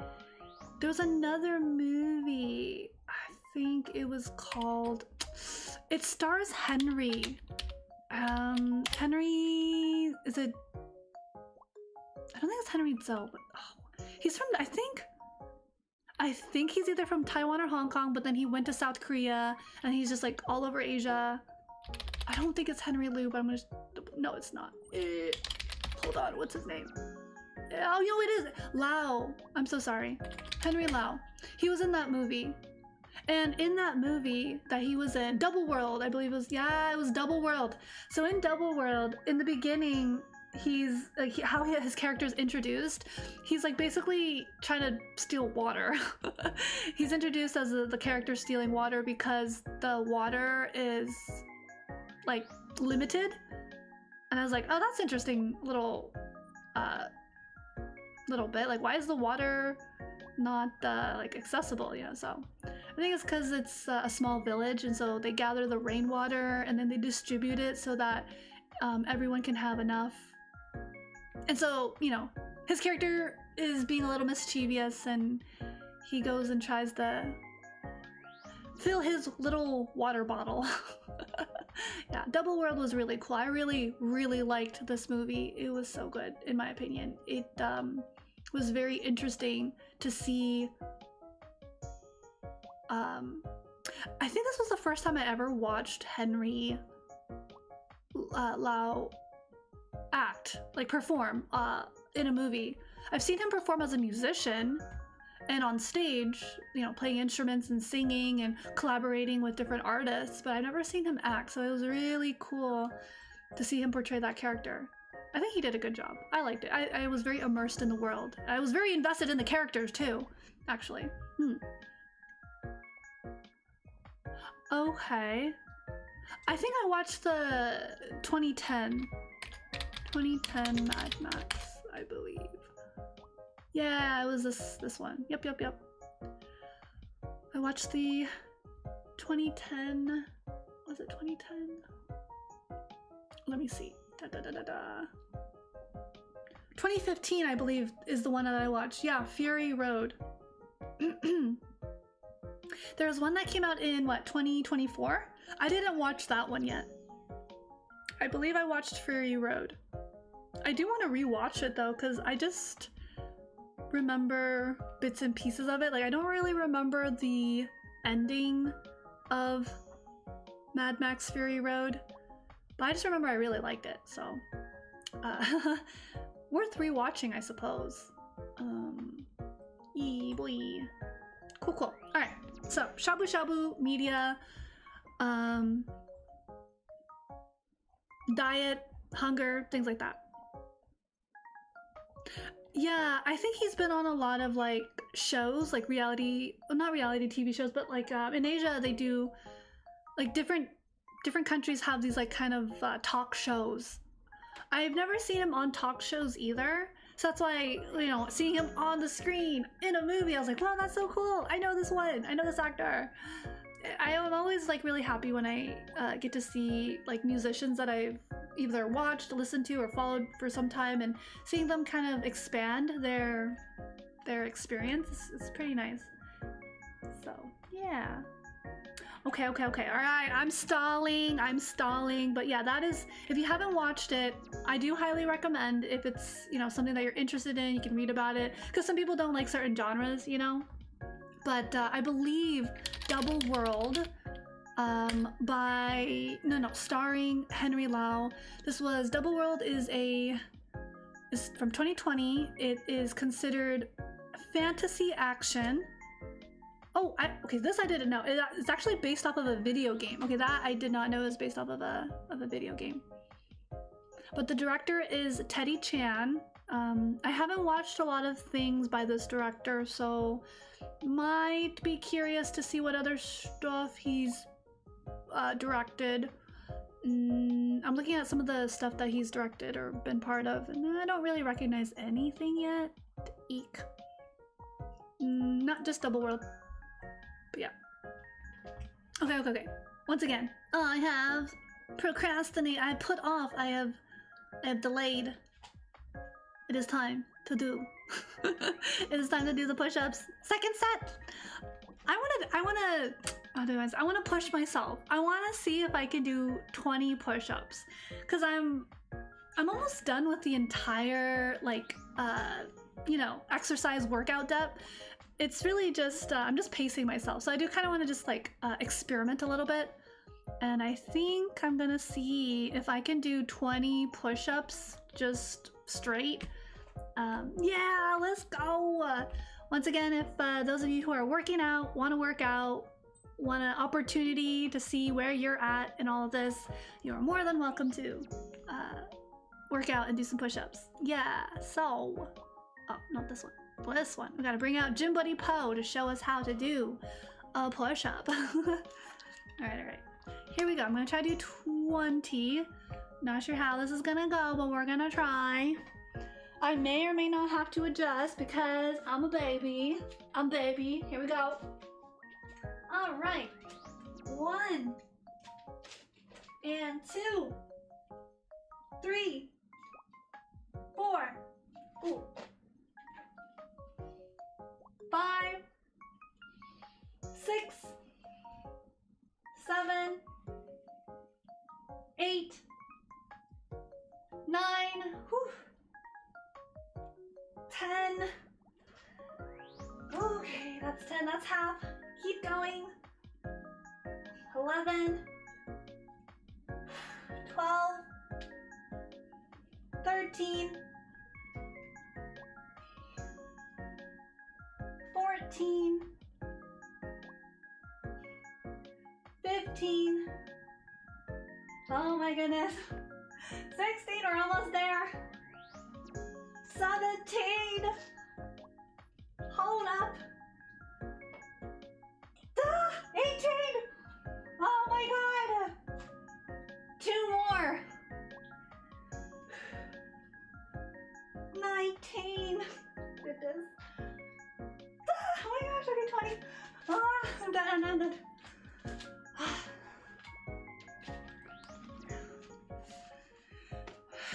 Alright. 20, that was 20. Pain, I say. So, I ended up not doing any assisted. I think that's why I was struggling. I was actually debating. I had like a split second. I was like, should I do assisted and call it out? But I was like, no, I really want to do this. I tried to switch it up. I did mostly the bend where it's like elbows are pointing outwards. I tried to do like maybe I did 3 or 4 military where the elbows are pointing behind you, so it's like really tight, and oh my god, I was like, oh, no, I can't do this. I had to go back to normal, like the. But no, that was pretty cool. That was awesome. That is good. Thank you very much for being part of that. It was there's always a little bit of like humbleness and embarrassment because, like I said, this is not my strong suit. The push-ups are upper body strength is not my forte. I do better with core. Yeah, I like core exercises. It's more my thing, which is actually the more reason that I should focus on upper body strength. I really should like lean into that more, because then I can get stronger in an area that's not my forte. But at least I recognize it's not my forte, so I'm sorry. I have mad respect for men, women, trans, non-binary individuals who like work towards their fitness goals. It's really great, and I try not to complain because I don't want to be a whiny. I'm already suffering. I don't need to whine about it. It's already clear as day. It's difficult, but yeah. Yeah, it's all good. Yeah, we're gonna be fine. It's no problem. This is good. Also, hello, welcome in. Good to see y'all. Thanks for joining. Thanks for tuning in. Hopefully we got some folks who are, you know, enjoying the process of, you know, talking and maybe even exercising, you know, it live, like in this moment. If not, maybe at a later point, tuning into this VOD and thinking about some of the topics we've talked about, maybe reflecting, like, you know, how have I, you know, been dealing with some of the stressors that affect me, and, you know, what are some ways I can kind of think outside of the box? You know, are there any articles that I can read about? Are there any, you know, skills I could learn? Things like that. Yeah, I try to balance it out. You know, we're doing a lot of like physical work to, you know, to get stronger physically, and in a way there is a mental component to fitness and exercise and sports. Being an athlete is not easy. There is very much a mental component at that level, so it's like harder to see unless the athlete talks about it. But even doing exercises on your own, there's a mental hurdle, right? When you don't go to the gym, or you put it off, like, oh no, I don't need to do it. That's the mental part. The mental part is recognizing, like, you know, this isn't fun all the time, unless you do, you know, think going to the gym and working out is fun. In which case, that's cool. That's a good mentality to have. I'm kind of like in the middle. Like, I need to convince myself, like, this is good, you know, it's not fun in the moment, but I think making it fun is also a good thing, like a good skill. It's like, if something is like, I don't want to do it, it's terrible, I don't like it, I don't want it, it's so boring, or it's terrible, I hate this task. I don't know, a little mini game is to just try to see where you can make it a more pleasant experience, whether that's attempting to have like a positive attitude, or, you know, again, problem solving. I think I had that when I was learning math. I didn't really like math in college. No, it was not college. In middle school. I didn't really like math. But then in high school, I kind of liked math a little bit more. Maybe it was the teacher, maybe it was like the topic. But then there was like certain topics, like subjects within different math classes that I didn't like. Then there was other topics within math that I really liked. You guys remember FOIL? F-O-I-L? I used to love that process. I was like, anytime there was like a math problem that related to using the FOIL formula, I was like, yes, I love this. But I think derivatives, I liked derivatives. I liked learning and doing derivative related things. So I guess, but then there's like other problems within math topics I just hated. So I don't know, if whatever situation you're going through, if you can like find like one thing out of the whole thing that's like good, You know, if you're going to like a convention and you don't want to be there and you hate going to the convention because it's stuffy and it's too many people, bodies everywhere. Maybe they have like a really good like a good snack section. Like they offer little beverages or something. I don't know. A positive reframe, I suppose. Oh, that's cool. Yeah, that's pretty awesome. Getting a chance to do some exercise, finding opportunities to exercise. Yeah. You took calc twice, never again. Right, yeah. So I don't know, it's like a mindset thing, right? If there's something you don't like for me, I don't like push-ups, but knowing that, I acknowledge that, I still do them because I'm like, well, if I look at it realistically, it's not that as bad as I think. Similarly with math, actually, this is what I told myself when I was learning math. I was like, I hate math, but what I told myself was actually, it's actually important. It's good to know math. Oh yeah, so katoa.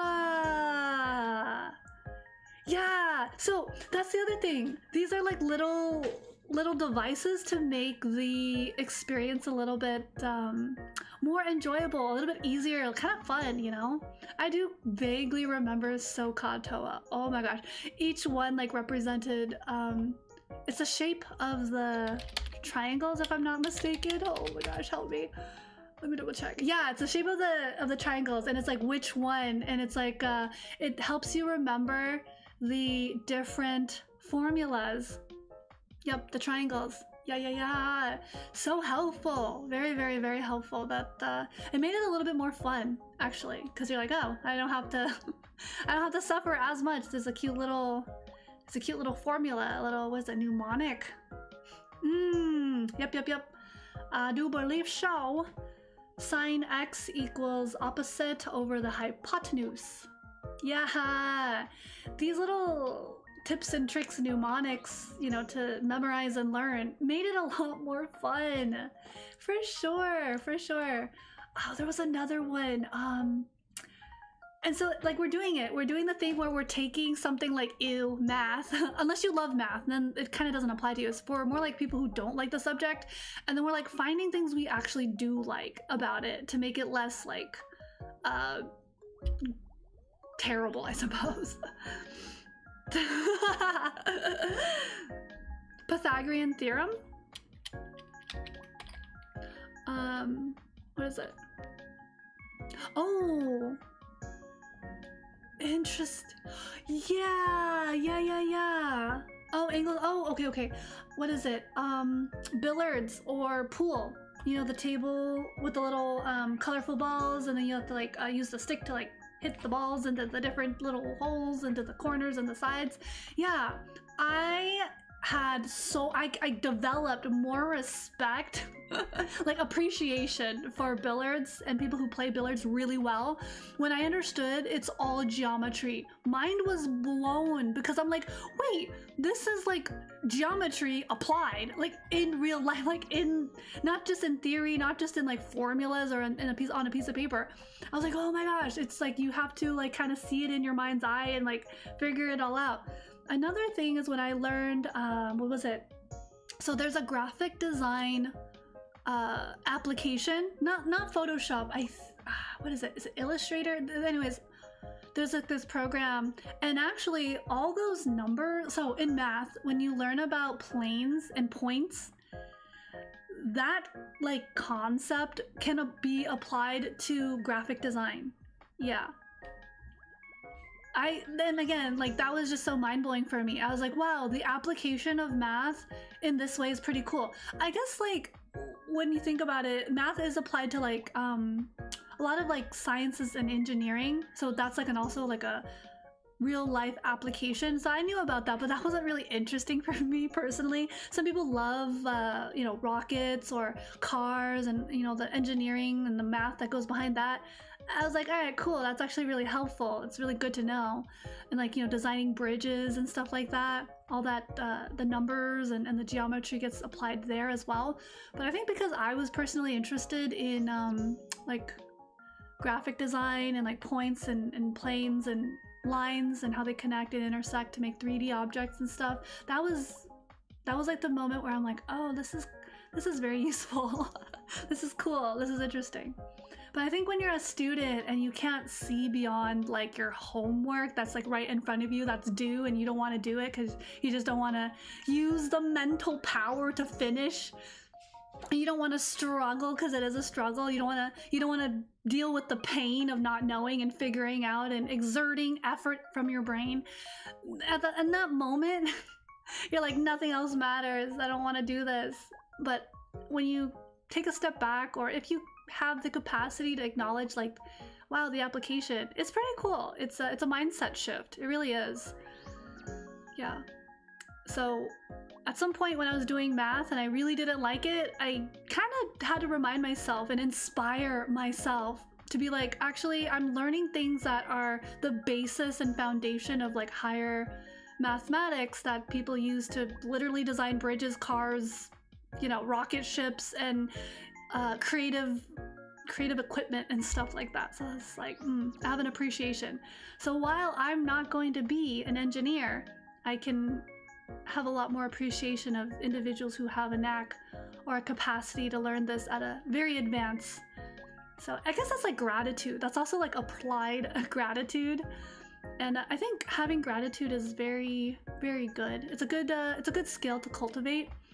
You're like, what? That's a skill? Yeah, I think it's a skill. I think it's a skill that needs to be cultivated personally. So yeah, having gratitude, mind shift stuff, things that help you kind of, turn a negative mindset, a negative outlook into a more balanced one. But I guess there's certain people who are like, no, I wanna be miserable. Leave me alone. You're wrong. I'm right. Oh well, right? I mean, you tried.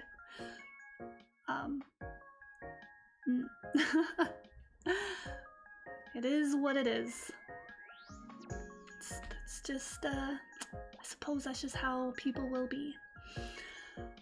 There was something that I wanted to bring up with you guys as a talking point.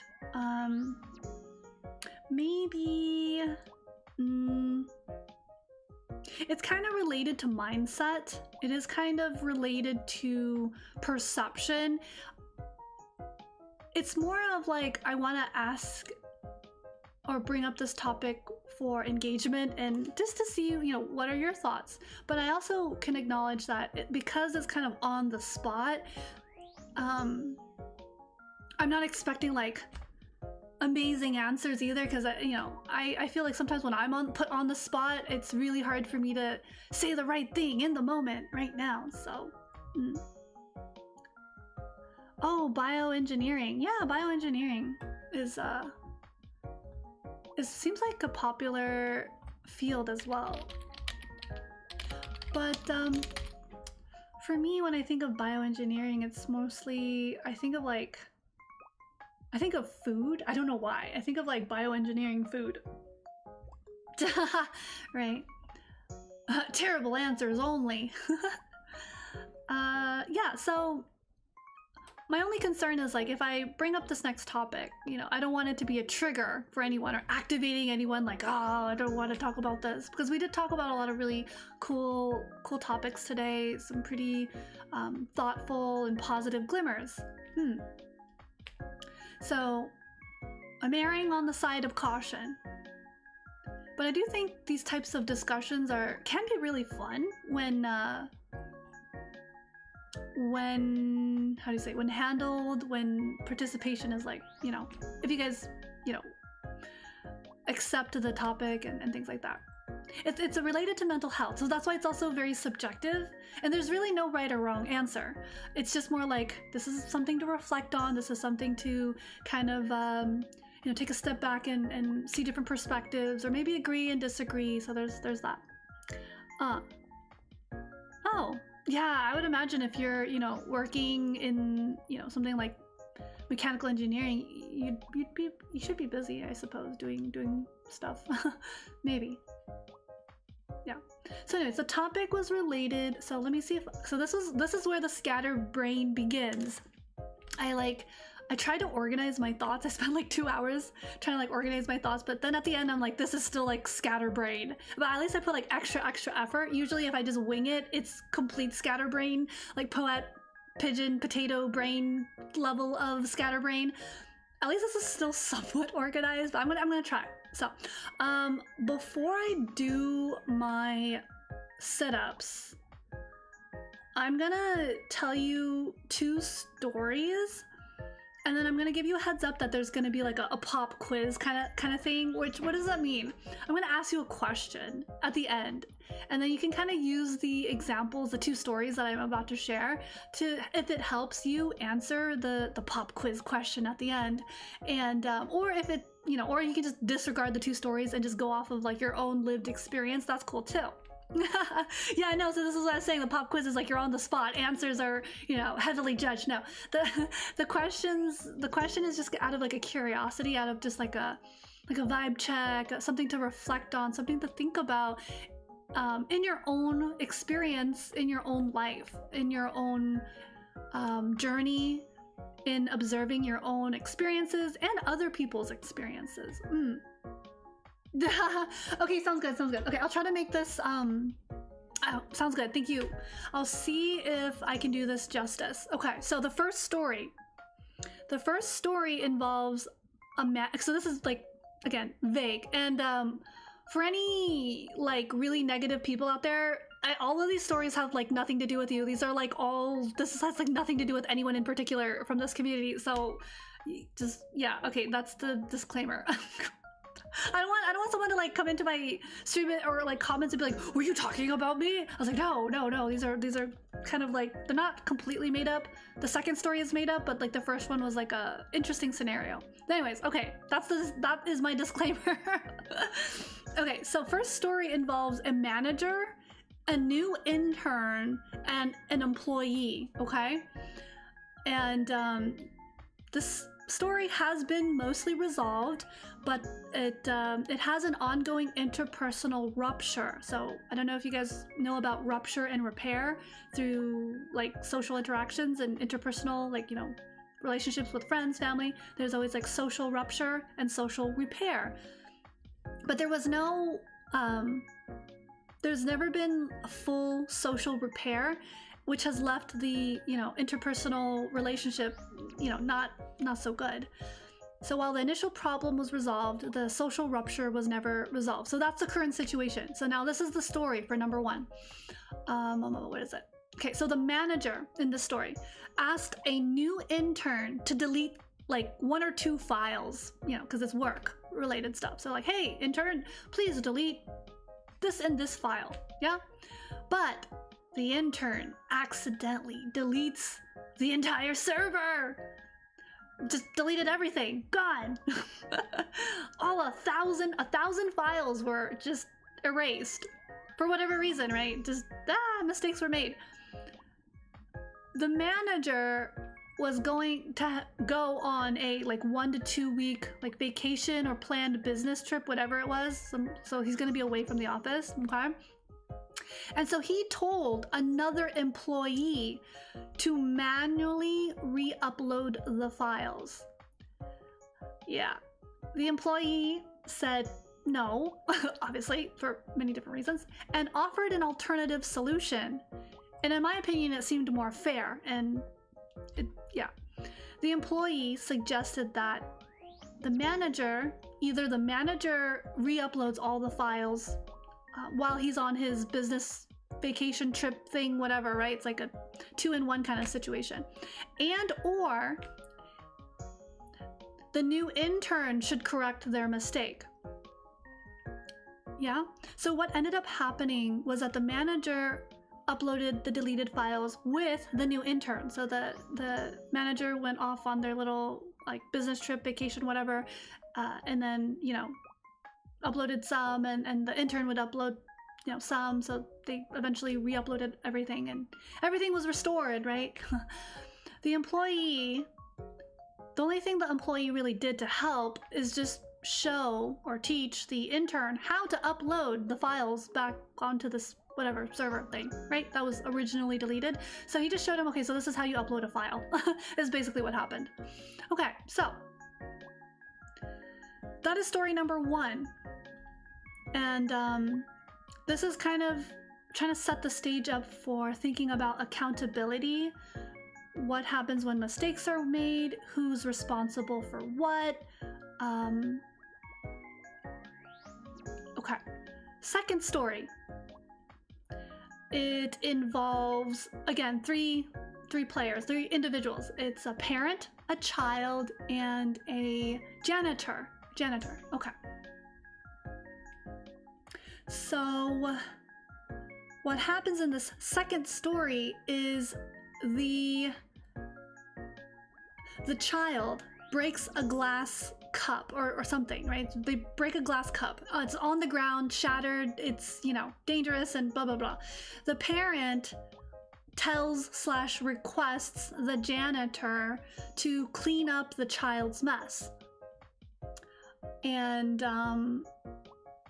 this is an interesting scenario. So that's kind of it regarding that story. And there's many things to kind of pick apart with this second story, which is by telling the janitor to clean up the child's mistake, it can be problematic for the child later on, who may not be able to learn accountability. At the same time, since this is just one single isolated incident, that's not to say, you know, the child is doomed. No. But it's also pattern recognition. Another consideration is like, oh, it can be problematic for the parent to, you know, the parenting style and showing the child like, oh, when you make a mistake, someone else will clean up after you and you don't have to worry about it. So one opinion is that it's more ideal for the parent to kind of set an example for the child and clean up the child's mess. And it can be kind of like a role modeling learning experience more so, rather than kind of expecting a third party who they'll maybe never see again, right, to clean up their mess. So I've laid kind of like the facts, the considerations. Your thoughts can... Maybe you disagree. Maybe you say, oh, well, you know, you could say the janitor's a janitor, that's their job, so there's no problem.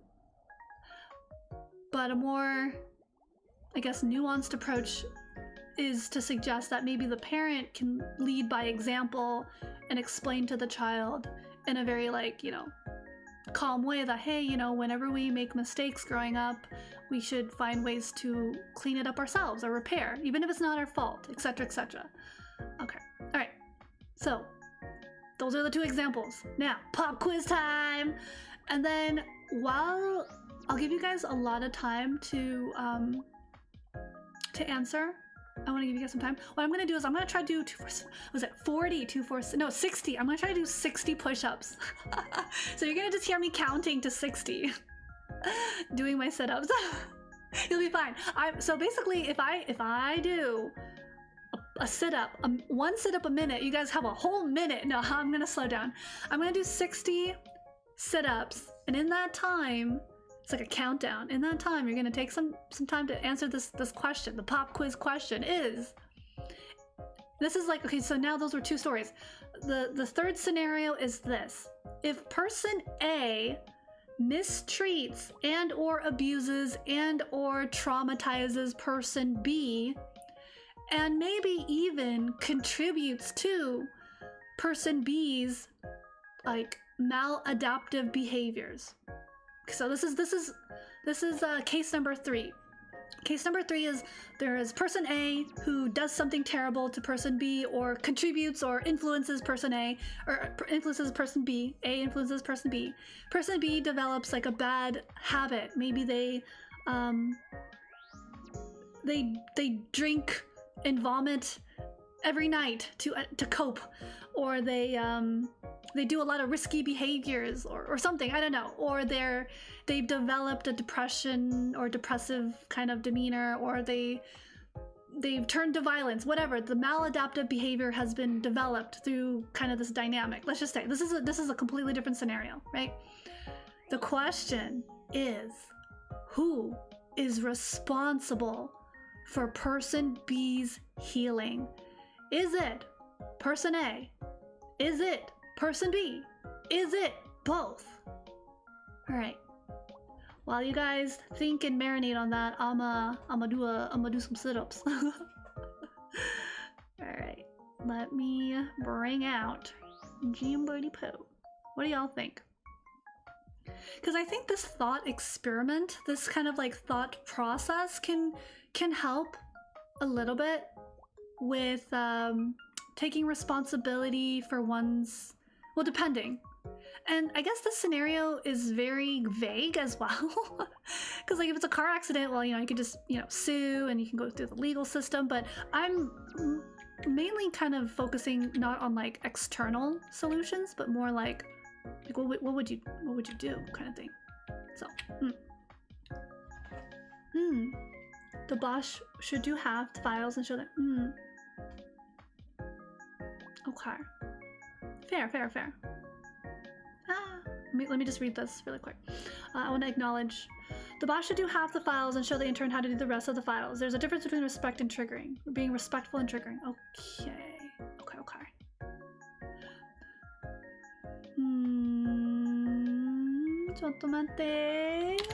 Let's see. I'm gonna do something really quick. I'm gonna write the question here. Hold on. And person A contributes to person B's maladaptive behaviors.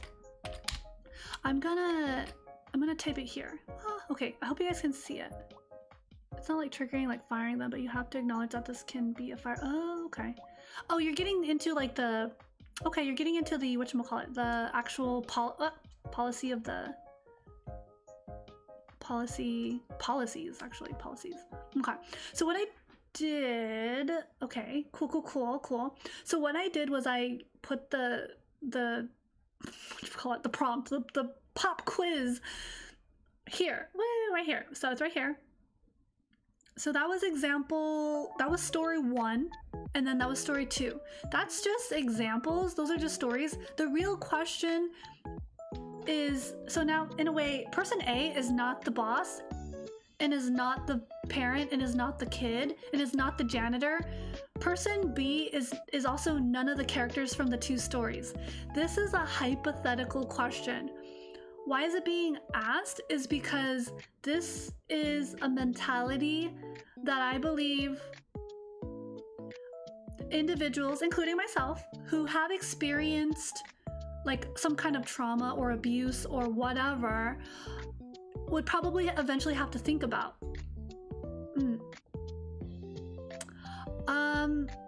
It can be any, yes, equal level. Yes, equal level. It can be like 2 friends. A and B are friends, or A and B are family members, brothers and sisters, sisters and sisters, brother and brother.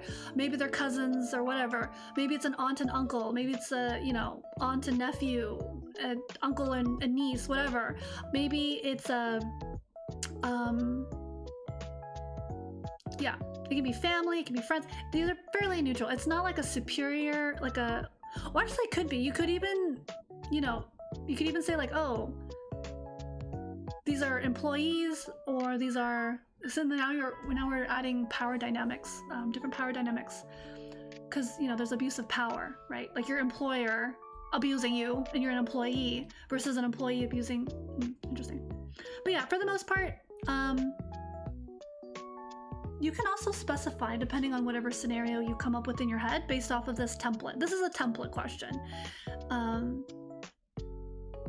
Let's just, I think the most easiest in terms of mental health is like someone who's like, this is just an example again to fit it into this formula.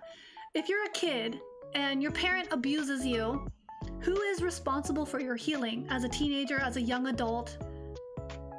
Is it your parents or is it you? Or is it both? And yeah, this is an interesting topic because I think a lot of people can relate in some way. The pictures are not helping. All right, take your time, take your time. I still haven't started doing my sit-ups, so you're good.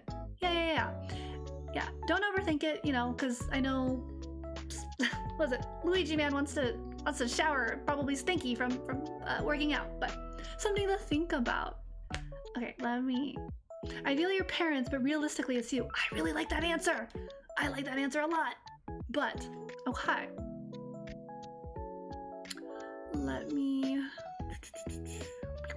Oh, something happened. Okay,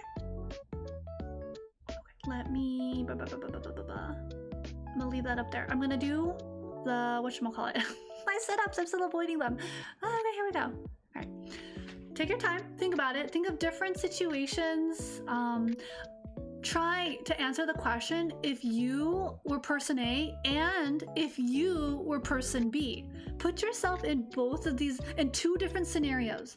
You're the abuser and you're the abused. These are two separate situations. Yeah. Okay, cool. I'm glad you have your soap. That's kind of funny. I have my soap. Don't you worry, Paul. All right, cool. Let me do my sit-ups. Yeah, think about like if you found out that you did something and it actually hurt somebody and you didn't know until like later down the line. And then what would you do? And then what if you're a person who experienced abuse from, I don't know, person A, you're person B. Like put yourself in these two different scenarios as these two different people. Yeah. Who do you think is responsible for, you know, person B's healing? Yeah. Interesting, right? Really interesting. Okay, here we go. I'ma do 60. 1, 2, 3 push-ups have been completed. 4, 5, 6, 7, 8, 9, 10, 11, 12, 13, 14, 15, 16, 17, 18, give me a second, oof, 19, 20, 21, 22, 23, 24, 25, oh my god, 26, 27, 28,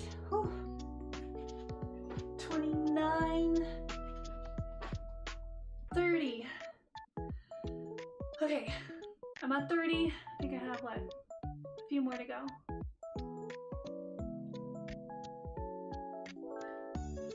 Okay.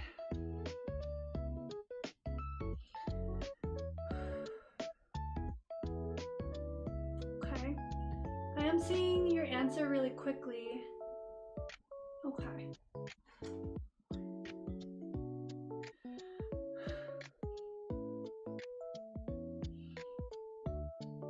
Okay, here we go. Where is it? 30. 31, 32, 33, 34, 35, 36, 37, 38, 39,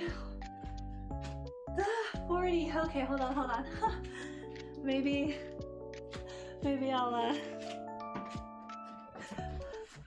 I'll put a pause. I don't think I can do 60 all at once.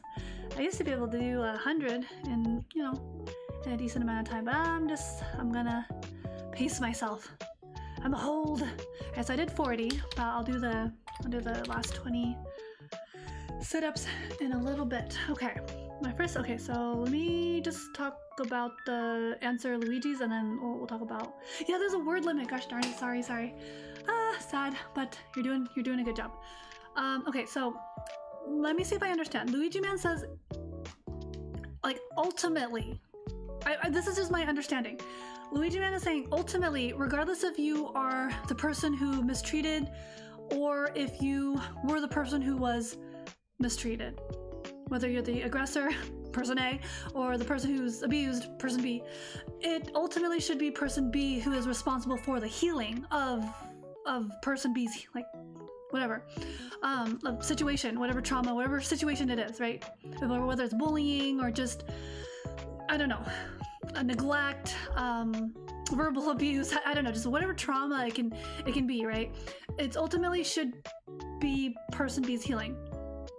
Responsibility is for person B's responsibility to heal person B's, like, wounds.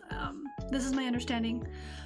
Person A might, you know, be around, you know, when there's guilt and they realize, like, oh wow, I inflicted this damage. I was partially responsible. I was responsible for this. But if you are person B who has received the trauma or the whatever abuse or mistreatment, you have healed that wound, so you should be responsible to heal that wound, right? Because sure, depending. And of course you don't want it to happen again. I think that's reasonable. Obviously that's fair. Okay. I also really liked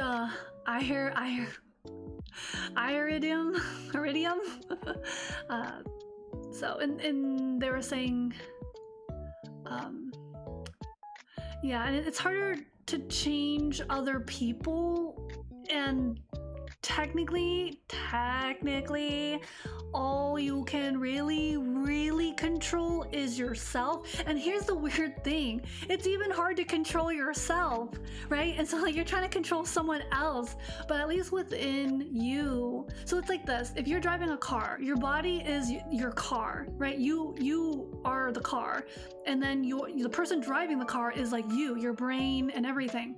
So you're like trying to control someone else's driving from behind your own steering wheel. So what you can do is, like, maybe you can, like, you know, slow down, you know, signal, change lanes, right? That's, as you know, going through life in that analogy. Okay.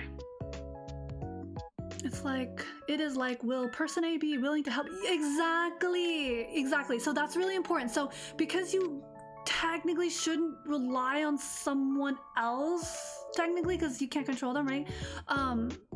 To help, you know, is this outside person A, willing to help person B when person A has shown their true colors? Sure, okay, yeah. So now going back to Lettuce's comments, but yeah, this is really good thinking. This is really good dialogue. Lettuce's first instinct is that there is responsibility, for sure, that person A has, or should bear, right? Must bear. But at the end of the day, it depends on the abuse. Yeah, now you're getting into, like, the details. This is a template, so it is a little vague, and there's a lot of specific details that can alter a lot. So yeah, for sure. I don't know what is this, but oh well, we'll just leave it. Okay, so continuing. All right, sounds good. Yeah, thank you. Hold on. We're at the, here we go. Have a good rest of your evening or day, wherever you are in the world. Good workout, by the way. Thank you for your comments, Luigi Man. Always appreciate it. Yes, have a good one. Yeah, see you next time. Is it? Oh, is it? Oh, no, maybe. I'm not sure, actually. Is it? On Twitch? I thought anyone can comment. I don't know. Not sure. I will have to double check. Maybe.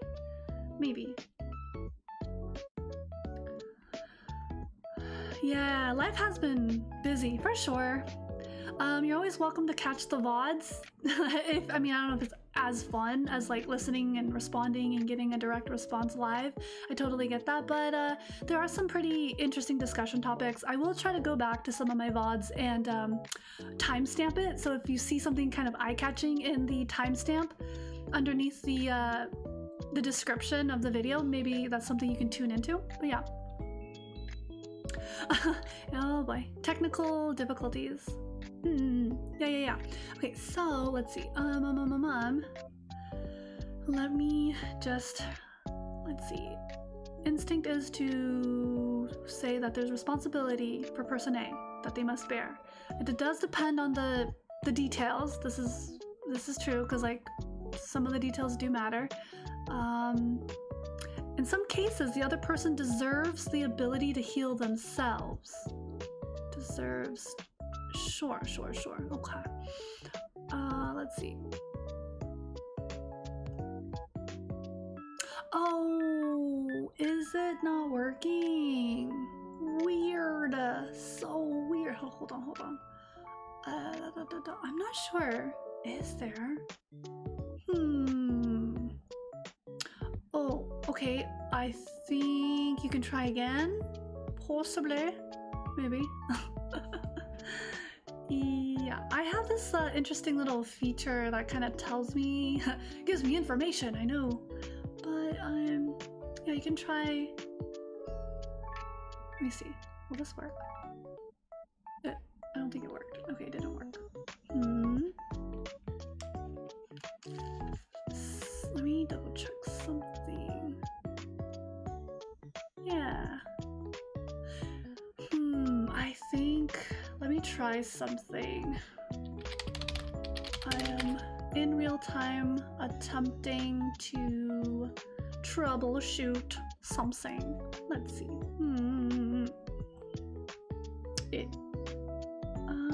Okay, let me try something. I'm gonna see.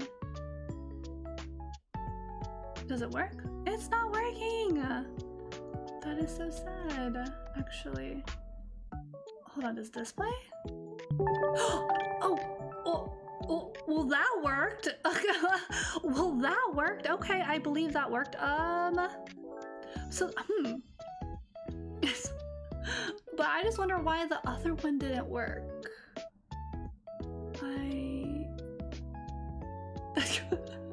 That is so weird. It's not working. I'm so sorry. What's going on? I am gonna try something. Oh, okay. Today's the day. I am going to attempt to see if I can fix this. I want to get to the bottom of this. Let me see.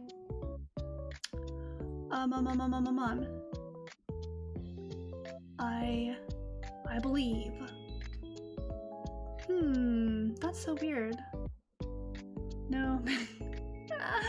I don't want it. I don't want the scuff. Too much scuff. Okay. Okay, never mind. I think these are two separate things. I think the alerts are different from the Twitch chat.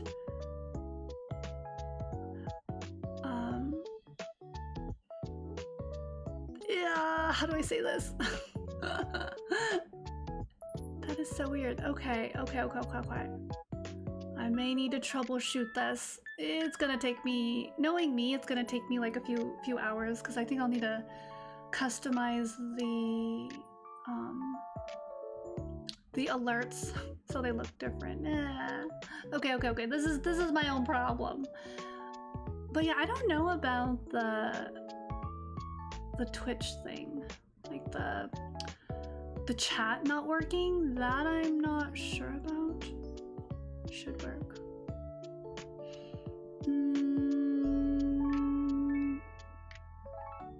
I feel like I'm gonna be calling some people out. Hold on, let me see. Okay, so that works. Does this one work? No, but this one doesn't work. Okay. Alright, so alerts kind of semi-fixed, but chat, I'm not sure.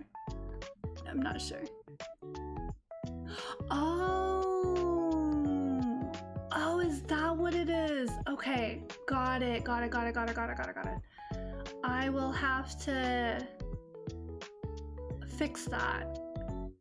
Oh, right, because with Twitch, it's different. You can follow someone, but then subscribing is a different system. It's different than YouTube. I think my brain was still in YouTube mode when I was setting up for Twitch. Okay, I will need to fix that. But where and how? In real time. I'm really slow with technology. I should know this. Maybe. No.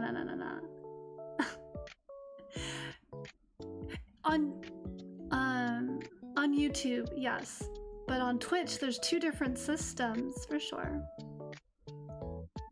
Subs are big. Yeah, right. On YouTube, the subscribers are big. Ah, that is so trippy to me, but okay. Whatever. So I guess you can't sidestep the chat text limit. Oh well. All right, well, good to know, good to know. But yeah, I guess I'll have to troubleshoot that for next time.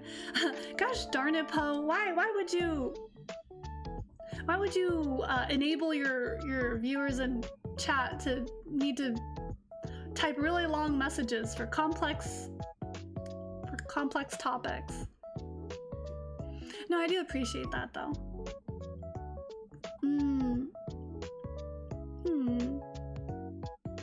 I mean, I wouldn't mind if you broke down your answer. It's not really considered spam. To me, spam is like you're saying the same thing over and over and over and over again, whereas like messaging multiple times, saying different things because it's like part of the same thought. It's kind of like breaking down a paragraph. But I guess you can also spam nonsense, but in this case, you have to use discretion, or like, what is it, discernment? It's not spam in that case. Oh right, channel points. Oh, I remember. Yeah, you could do that, but okay, logistical things. Welp, I suppose that is how the cookie crumbles. Well, oh, that's okay. But I did get kind of like a pretty good answer. Like, not a complete answer, but you know, that is, yeah, Luigi really did a really good job trying to, you know, given the limitations of the text, the chat character limit. Yeah. So, I don't know, I'm gonna do da da da da. We're gonna ya da da da da. Woohoo. We roll with the punches, for sure, for sure. Let me think.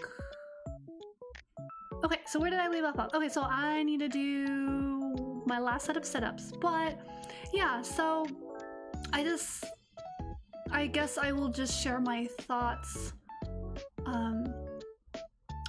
It's gonna be kind of harsh what I want to say in terms of like the scenario that I've laid out, and it's not out of insensitivity. It's probably out of like, I've thought about this many times in like different angles, and I think my conclusion, while still honoring other people's opinions and ideas and perspectives, I agree with literally kind of what Luigi and yourself has said, that it can be 50-50 and in different situations and under different circumstances, and the details matter.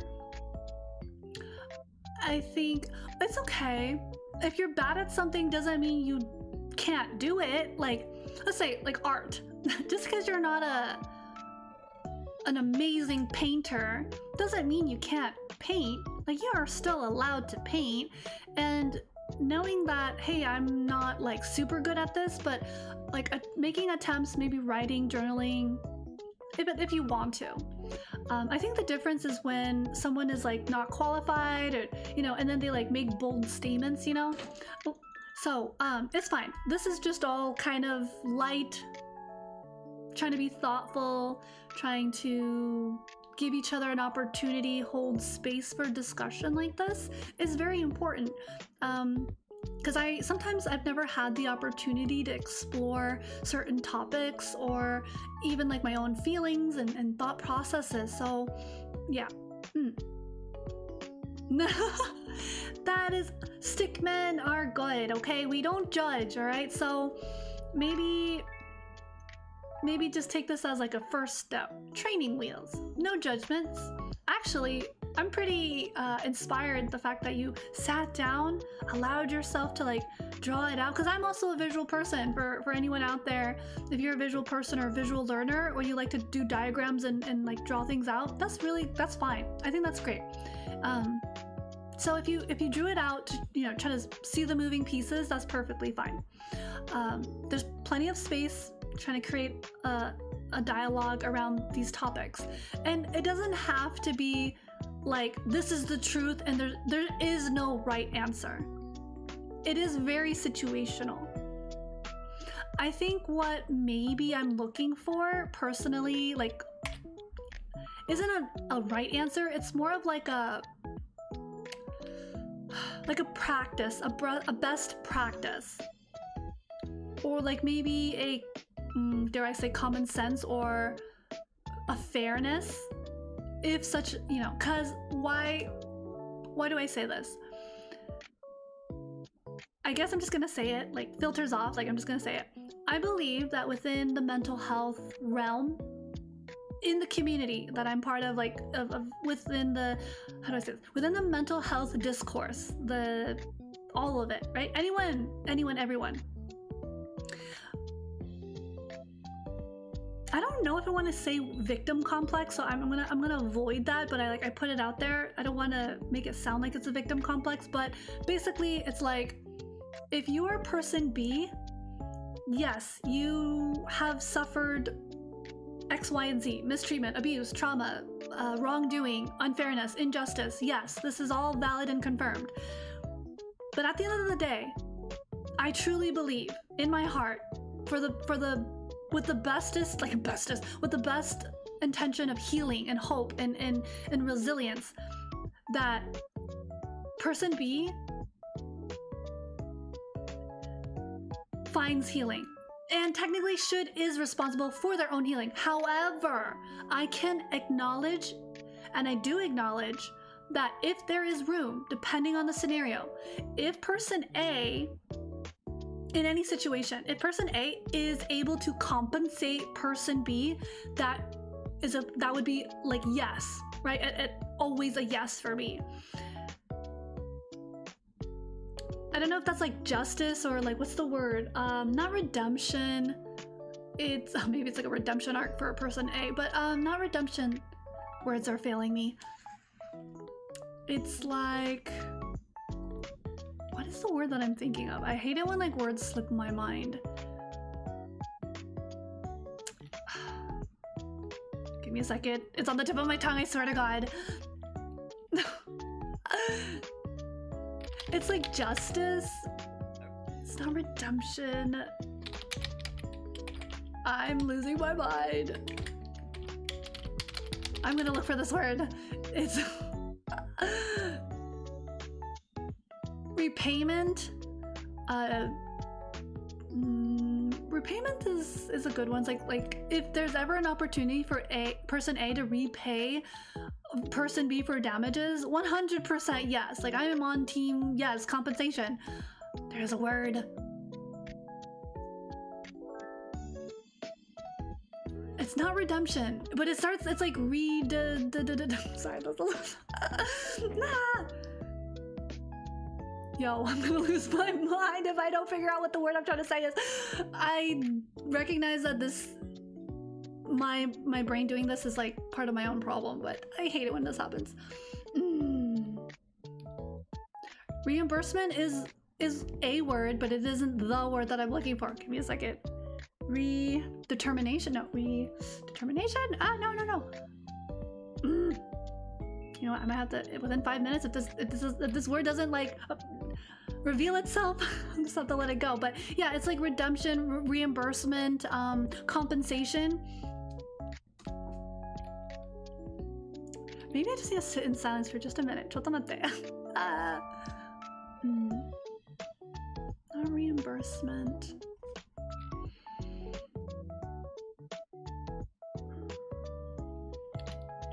It's like clear. Redeem is one. It's closer. Reparations is really close as well. It's basically when someone does something wrong, they have to like right their wrongs. There's a word for it. Why is it? I can hear this person's voice in my head saying the word, and it's like, oh my god. Literally. Okay, it's fine. I'm good. I'm gonna give it one more honest try. Rack my brain around this. I literally had a conversation for this with someone like maybe like a month or two ago. Yo. You know what? You know what? I'm gonna come back to this tomorrow. No, next week, or whenever my next stream is coming up. When will that be? Yeah, no, it'll be next week. Or oh, not rectify, but it's close. I'm either gonna like the first thing I do when I start next Wednesday's stream is I'm just gonna say the word. I'm just gonna like I'll like start the stream and be like, it was the and then on my socials, if I like remember it, I'm just gonna be like, I'm just gonna like caps lock it. I hate it when I forget words. It's not a good thing. I feel like I'm trying to I'm trying to like retrain myself, because this is a word I know, but it happens a lot to me. It's like, it's my brain, it's like neural pathways, it's part of my like processing power. Oh my gosh. But anyways, okay, we will move on because I gave it enough time. It's not coming to me. But yes, basically, if person A is able to go through a redemption arc and change, and you know, reparations, maybe reparations the word, might be reparations. Reprimand! Oh my god, reprimand! Oh, reprimand! It was the, oh my god! The word I was looking for is reprimand.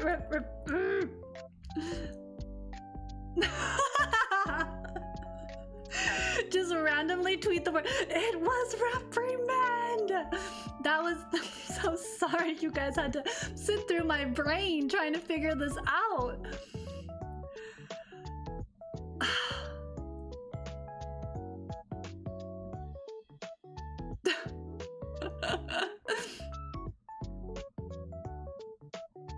I'm gonna I'm sitting with it. I'm sorry if I'm quiet. It's not a disconnection.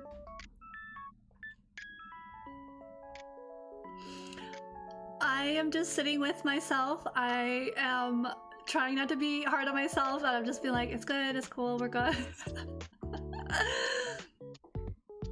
Hey! Hi! I hope you're doing well. Oh my goodness. You just missed the biggest brain fart that was possibly ever captured on my stream. I've had many brain farts, but yes, and I've usually had folks who were able to help me find the word, but no, yeah.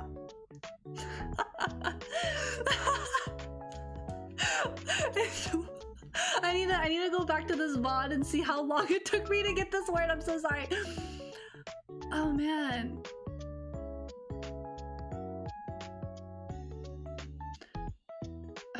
Okay.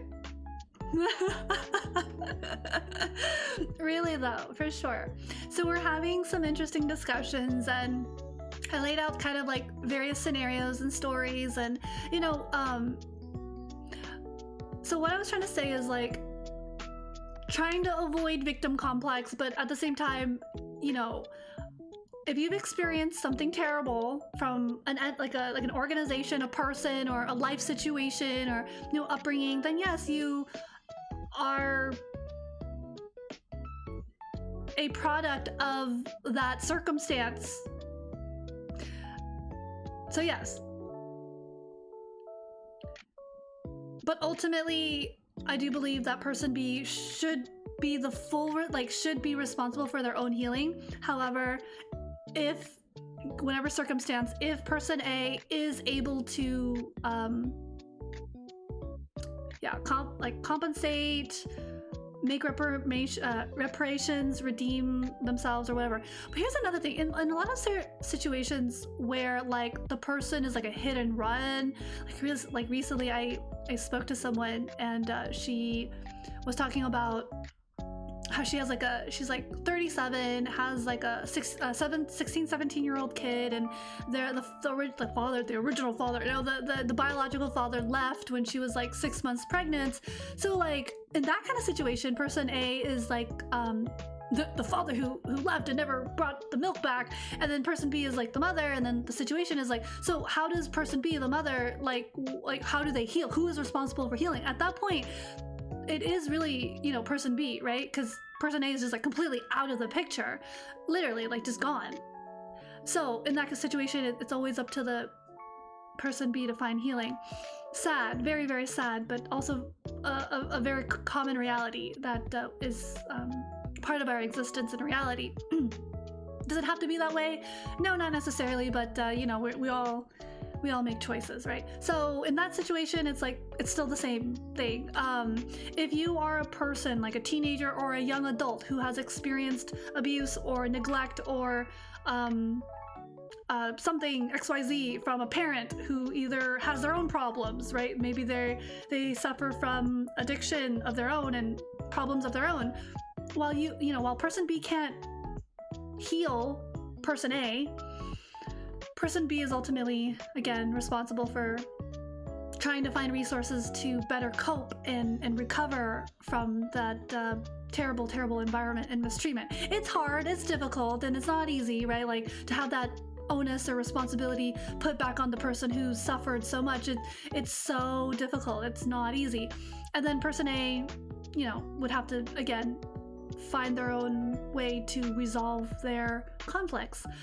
That's not to say, I'm not saying that person B,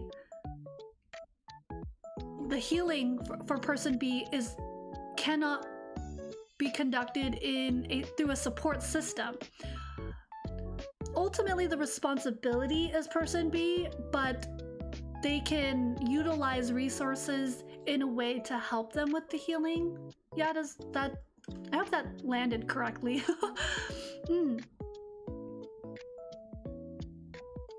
Sure, that's a good way. Yeah, maybe even person A doesn't need to be a person. It could be a natural disaster. That's actually a really good point. Let's just say person A is not even a person. What if the tragedy is like natural disaster, like a storm, a tsunami, a tornado, just wrecked?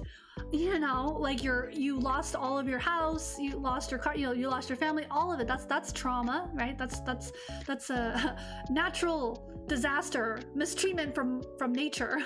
But ultimately, like as a person B, you know, are they just gonna sit there for the rest of their life and ask a floating cloud like, hey, you know, you have to give me back. You have to owe me. You owe me. Floating cloud in the sky, the blade of grass on the ground, you owe me a new car, like you know what I mean? Like at that point it's like, yeah,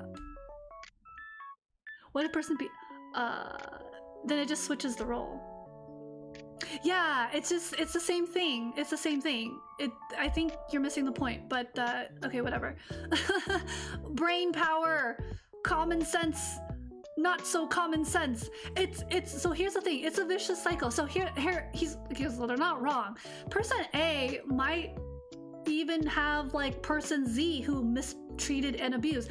That's the cycle of abuse, right? Like, so at some point you're gonna have to break the cycle, and in this case it's, you know, maybe person C or entity or force of nature C like affected person A. Like here, let's give it a really concrete example. Let's just give it a really it's like so easy to do. Person A gets mistreated by their parents, and they're physically abused, whipped by the belt, and like, you know, called terrible names. This is, you know, and person A is depressed, and they rely on alcohol or whatever substance because that's how they cope, to numb, to escape, to disregard, to not address, to not cope in a way that is like more adaptive. It's maladaptive. And then because of their own problems and lack of resources to adapt better, they end up passing down to person B, right? The mistreatment. If it's not abuse, it's just, you know, mistreatment. So person B is like, okay, now it's happening to me. Shoot, like, am I gonna end up like person A who keeps going and does this to other people? I mean, I guess if I can't help it, but if person B wants to kind of be a cycle breaker, then they're gonna have to like do something different. Similarly, person A, whoever mistreated person A, or if person A just has some like cognitive issue where they, you know, there's like there have been studies done on sociopaths and psychopaths, like their brain is just built different. Literally, we're dealing with difference of brain structure, right? So that just exists, right? And so normal people look at normal people's brains. They scan it and they'll show them a puppy. And then there's this little thing in our brain that lights up, this area in our brain, it lights up like, oh, it's a puppy. Oh, yeah. Yeah, well, for some brains, I won't label them, but for some brains, that doesn't happen. There's no light bulb that just, like, the brain pathway, it's empty. None. Gone. Yeah. So there's a difference, literally in brain structure, literally built different. And so that exists. Yeah. So I think there's a consensus, and it's fine if you disagree. If you say, no, it's up to person A to be responsible, or you can even say, hey, like, I think person A and B, I think we've covered like all of the bases, we've covered all of the possibilities, you know? So yeah, okay, cool. I just wanted to do that thought process, thought experiment scenario to help like frame a person's like experience. The crazy thing is that when an individual, if person B doesn't recognize that they are responsible for their own healing, what usually happens is projection. And I've learned to identify it, like the bubonic plague. Like I've identified projection like in the past year because it happened so much. And I was like, wait a minute, like that kid, that meme, like, wait a minute. No. You're making me your problem. You're projecting. You're making your problem my problem and saying it's my problem and I'm the problem when... So then the best case scenario is remove yourself. You are no longer the problem because you're not in that scenario. So then at that point, the person has nobody to blame but themselves. And then, you know, so yeah. Find resources. It's not easy.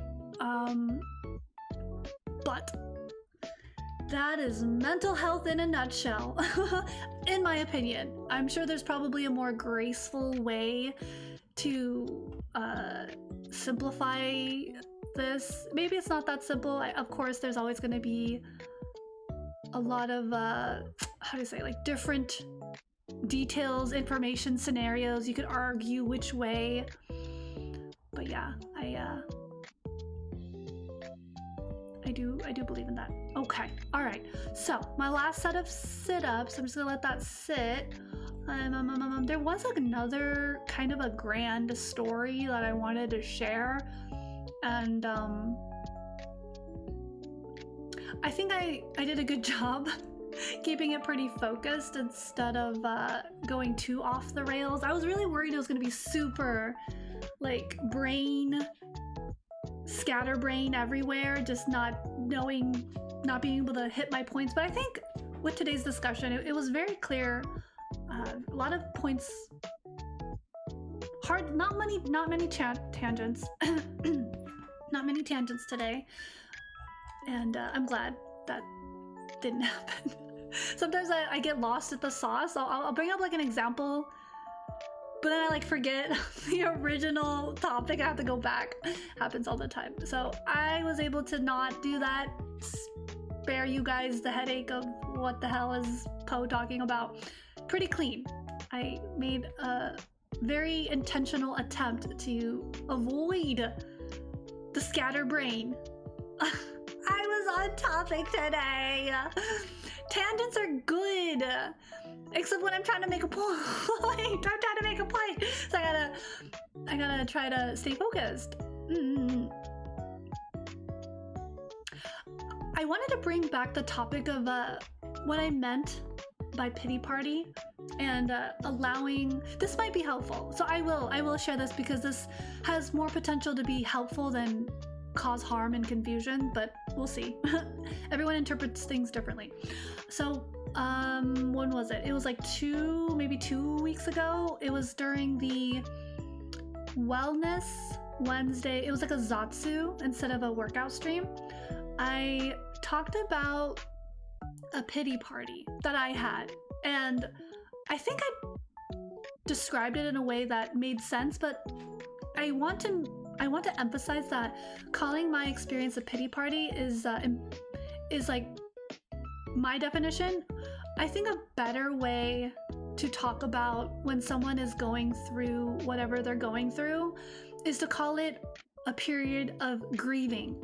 Yeah, I think for me, who has like come out of that grieving period, I can look back and I see myself as just kind of like stuck and kind of like, you know, sitting in my own negative emotions. So I was like, I'm partying with my negative emotions, you know? So that's why I call it a pity party. But I don't want it to have like a condescending, or I don't want it to have like a satirical or ironic meaning or you know, connotation. So basically, when we experience any sort of like negative event, whether it is traumatic or not, we might not have been the person who caused maybe we didn't cause our trauma or problem, or maybe we did, whatever, right? But regardless, we are still responsible for our own healing. But again, there's nuances, right? Depending on your situation.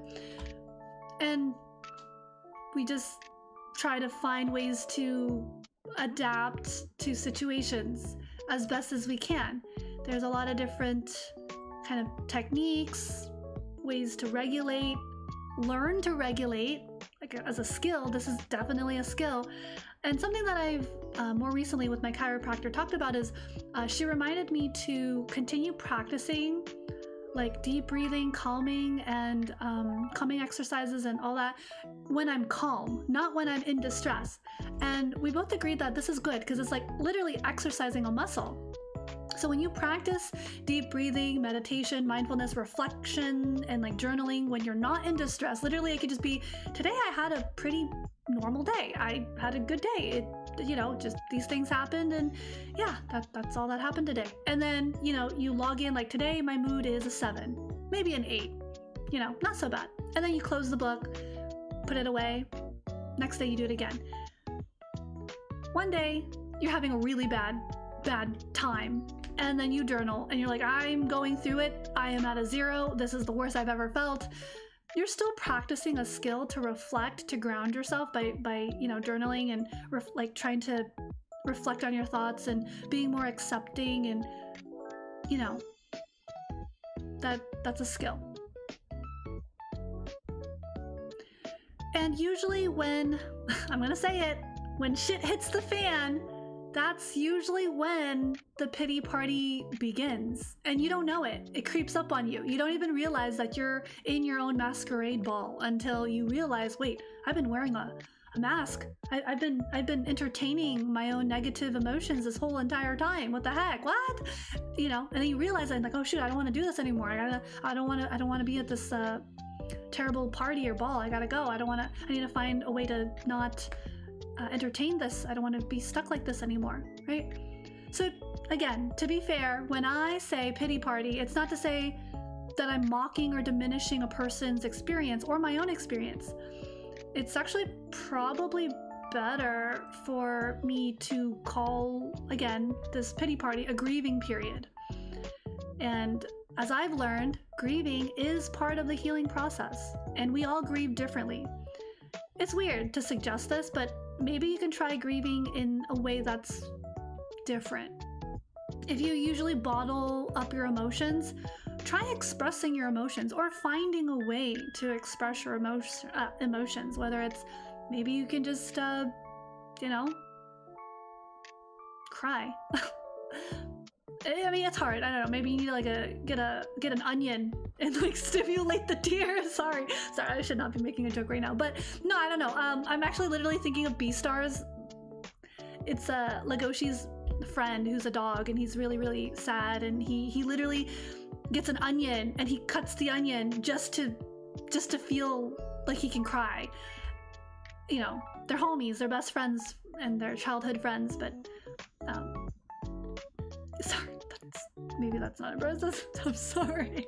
I'm sorry. That's not funny. And okay, back to serious mode. The time to grieve, why? You know, like what? You don't even know you're grieving. You don't even know why.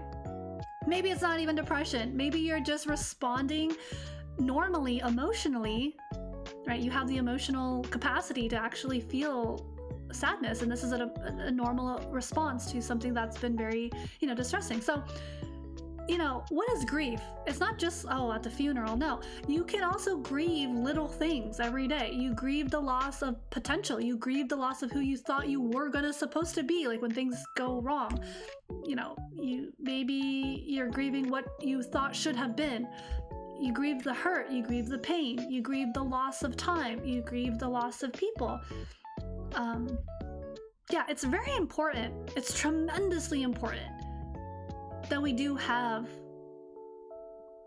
and we allow a period of grieving, aka what I call pity party, because it's like a masquerade ball. You don't even really realize it until you can take a step back through self-reflection, through acknowledging,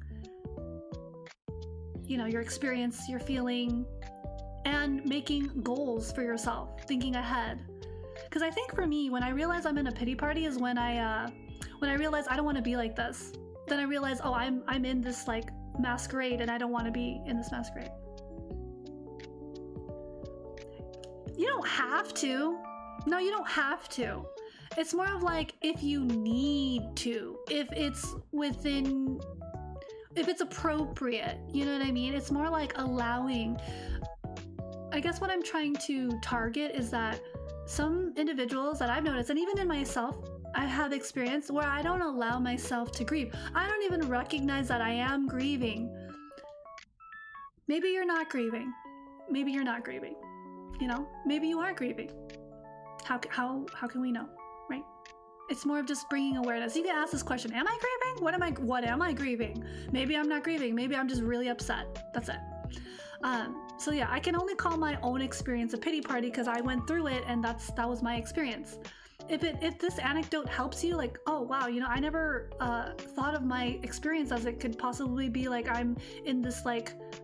I'm like entertaining my own negative emotions and maybe asking yourself, do I want to entertain my depression? Is it possible for me to find an alternative way to address, you know, my negative feelings? Or are my negative feelings a normal response to the negativity that I'm consuming and seeing and witnessing in my environment around me? That's also a way to kind of like give yourself grace.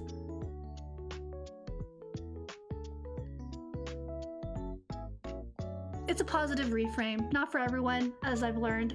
I gave a positive reframe to someone recently and they're like, that's so unnecessary. I'm like, oh right, this is a skill that you don't like to practice, so it would be unnecessary. It would be unnecessary from that perspective. I can acknowledge that. I don't believe the positive reframe was insensitive. I think it was just different. And, you know, so it's kind of like saying, if you have a skill that someone else doesn't have, and then you try to tell them, oh, it's easy, it's like this, they're gonna say, of course it's easy because you know how to do it, but I don't know how to do it. That's why you can say it's easy, but it's not easy for me. Therefore, you saying it's easy is unnecessary because it's easy for you, but not easy for me. So that's basically what happened when I gave a positive reframe and someone said, oh, that's inappropriate or unnecessary. It's only unnecessary because it's not easy for you. But so it's like a perspective thing. So I'm like, ah, okay, got it. Yeah, from a out of context and outside perspective, it can sound insensitive. I recognize that, right? Like, it's kind of like when someone's sad and you're being too positive, like you're being overly positive because you're not experiencing it, and then, you know, we can call that like toxic positivity. I don't know if my situation was toxic positivity. I think it was more like, hey, like this is one way to look at it, and this is like a positive reframe. Was that toxic positivity? I'm still debating it in my head. I don't think it was. but it could be perceived as that. I've seen toxic positivity. I've experienced toxic positivity. So I would like to think that I didn't implement like toxic positivity to someone, because I personally don't like toxic positivity. Like, I hate it when like I'm feeling really bad and someone's just like, oh, well, you know, at least I got a Lamborghini. I have a Lamborghini. And you could get a Lamborghini too. It's great. Everyone can get a Lamborghini. It's like, yo, okay, sensitivity is just not in the vocabulary in this situation right now. But I don't know. It's very subjective.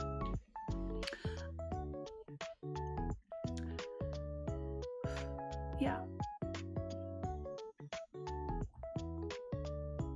You can also call the grieving period, if you don't want to call it a grieving period, if you don't want to call it a pity party, but you still want to acknowledge it as like something, I put a like label on it, or acknowledge it as like a time in your life that was, you know, difficult.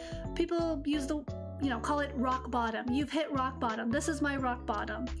This is the lowest I've ever been, or this is the, you know, this is a depressive, I'm depressed, you know, this, you know, maybe I can overcome it. The problem with depression is I think the label gets misunderstood. I think there's this misunderstanding that depression is like forever. That was my impression and understanding of depression in the beginning, of like acknowledging like, oh, hey, you know, like I'm really sad and it's going on for like, you know, several months. But then there were periods of time where like glimmer, using that vocabulary again, where I did kind of overcome. And so then it just became like, oh, maybe you don't have it like for the rest of your life, right?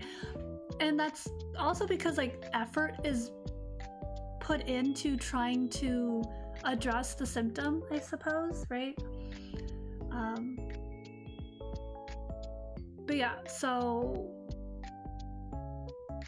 you could just say, oh, I'm going through kind of a depressive episode or a depressive time in my life. Kind of acknowledge, honor that, you know, you are not at your best, whatever. I think, in my opinion, the key is that regardless of what you want to call it, your rock bottom, the lowest you've ever been, you know, you're experiencing depression for the, you know, and you're acknowledging it, so you're entertaining your negative emotions. Fine, everyone needs a moment to do that. That's good. That's, you know, we all go through that. I think the most important part though is to try, and this is gonna sound so bad, and I actually don't even want to say silver lining, but you're gonna, like, for me, what has helped me, I don't know if it'll help you, but is to see that there is a way to resolve it. So like, again, this is why I didn't want to say silver lining, but it kind of is a silver lining, right? Again, positive reframe. I hope it doesn't trigger everyone and everyone just loses their mind. But if you're at rock bottom, if you're gonna call your experience rock bottom, that's fair. When you're at rock bottom, you know, the reframe, the positive reframe is you can only go up from here, right? It can only get better. If it gets worse, then that's like your new rock bottom, but you gotta, at some point, you gotta go up. You gotta climb your way up somehow.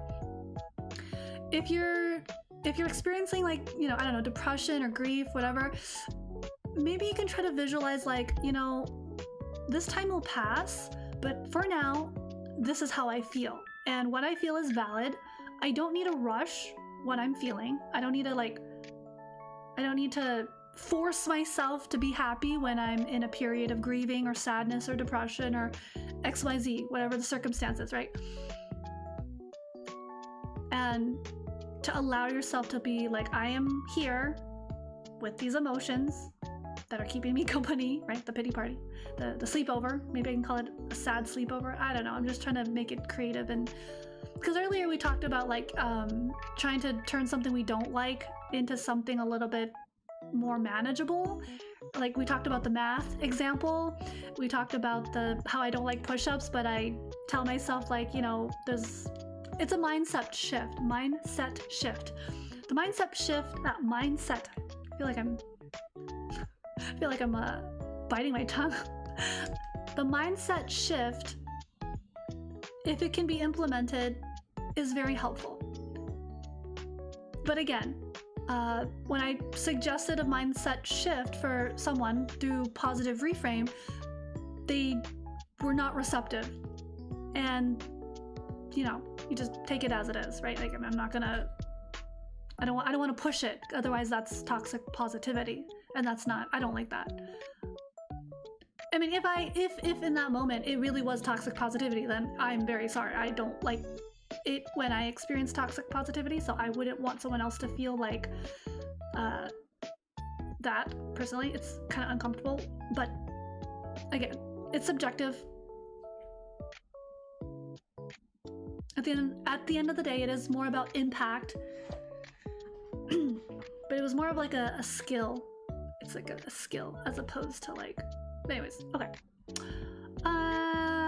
Anyways, okay, where am I going with this?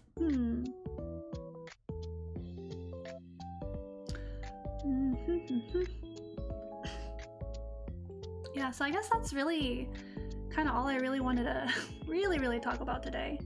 So I covered all my points, and I guess the rest will just be tangents and rambles. Again, not sure if this makes sense to anyone who isn't going through anything, or maybe it's helpful, maybe it's not, we'll never know. I'd hate to think this, whatever I'm talking about, is more damaging. That would be crazy. That would be crazy. Rambles, yes, rambles. It would be absolutely crazy if like all of the things that I've ever talked about causes more harm. Like I can actually see it though. Like if you're like so, what's it called? Mental distortions, cognitive dissonance, or no, it's not cognitive dissonance. It's negativity bias. There's a word. I think it is cognitive distortions. Yeah. Okay, so yeah, if you have cognitive distortions, anything is possible. Good is bad, bad is good. You know, like it's delusion. You know, if you're very if you're experiencing a lot of cognitive distortions, then you know you can project a lot of your own negativity onto someone, and it's kind of crazy. It gets pretty wild, actually. It's actually kind of my biggest fear that like someone tuning in has like a very serious cognitive distortion, and I think as long as they don't act on it, like right, like there's no violence, right? I'm not hunted down and targeted. There's not like a target on my back, and I'm not like digitally online harassed to no end by like a group of people. I don't know if that's the paranoia, but I'm just like thinking of funny like weird scenarios of like cognitive distortions. And so yeah, again, if what I said is like not helpful, I'd rather what I say is just not helpful, like neutral, zero. Like it didn't help you, like it didn't bring you into net positive. I just don't want it to be like net like negative. As long as you're not net negative from me, then you know that's fine. If it's like useless information, you're like, this has nothing to do with me, Poe, then I mean that's okay. I guess I just wasted your time. But like, yeah, I'm not out here to like cause harm or save anyone. It's just kind of like, I don't know, it's just like, I hope you understand. I hope people understand that. It's just weird to me when some of the things I've experienced and observed and seen, so. It's all good. No, it's all good. Yeah. If anything, maybe, right? Maybe this is helpful in terms of cultivating empathy, right? Because or sympathy. Oh, well, I guess I don't really like sympathy. Empathy is more like, I have to revisit the difference between sympathy and empathy. I feel like sympathy is like, hold on,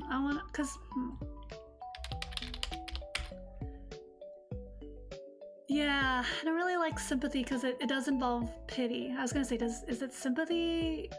It's pity. I don't really like pity. Don't really need your pity, but it's like, whereas I feel like empathy is a better skill to develop or max out if you're like a video game.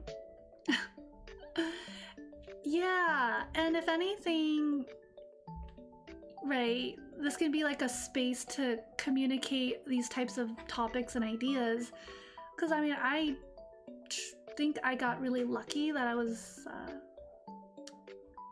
I was sheltered in such a way that I did talk about these types of topics with family members in a very kind of like safe, non-judgmental, you know, sometimes we crack jokes, right, too, like, but it's like reasonable jokes. It's not toxic jokes. But okay. Anyways, I'm gonna just not procrastinate and stall, and I'm gonna do some sit-ups. Yeah, I'm gonna do some sit-ups. We're gonna do some sit-ups. Once again, this is an opportunity for anyone who would like to do some sit-ups, and you know, you can set up for that, or maybe you've already been doing some exercises, maybe you're just vibing, tuning in, maybe you're just thinking about sitting with some of these ideas and concepts, maybe, possibly. If anything, empathy level, empathy EXP, we're farming empathy. Okay, that sounds terrible. That sounds really bad. Forget I said that. We're not farming EXP points here. Or maybe we are, who knows? You started drawing, that's fun. Yay, creativity, that's great. Love it. Okay, yeah, we're gonna get some gains. Okay, I'm gonna get the setups. Here we go.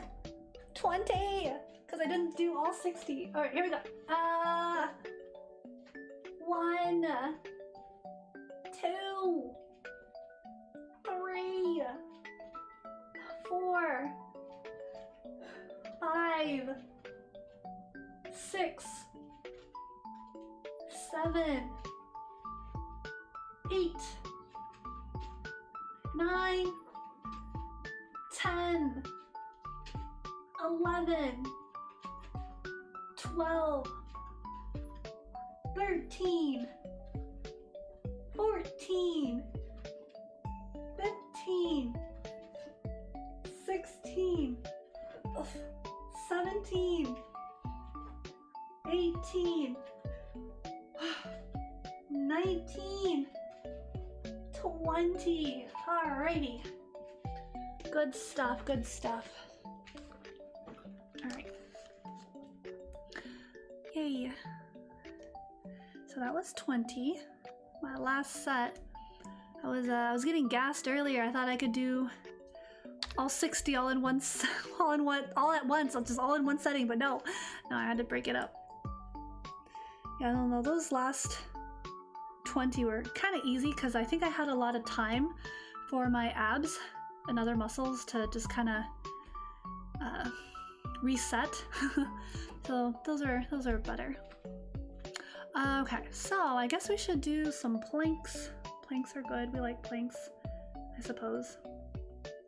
Even if we don't like planks, we're still exercising and activating our, what is it, core muscles. So that means we're getting stronger. We're getting stronger. Let's go. Oh, let me think. Oh. ちょっと待って. Oh, that's interesting.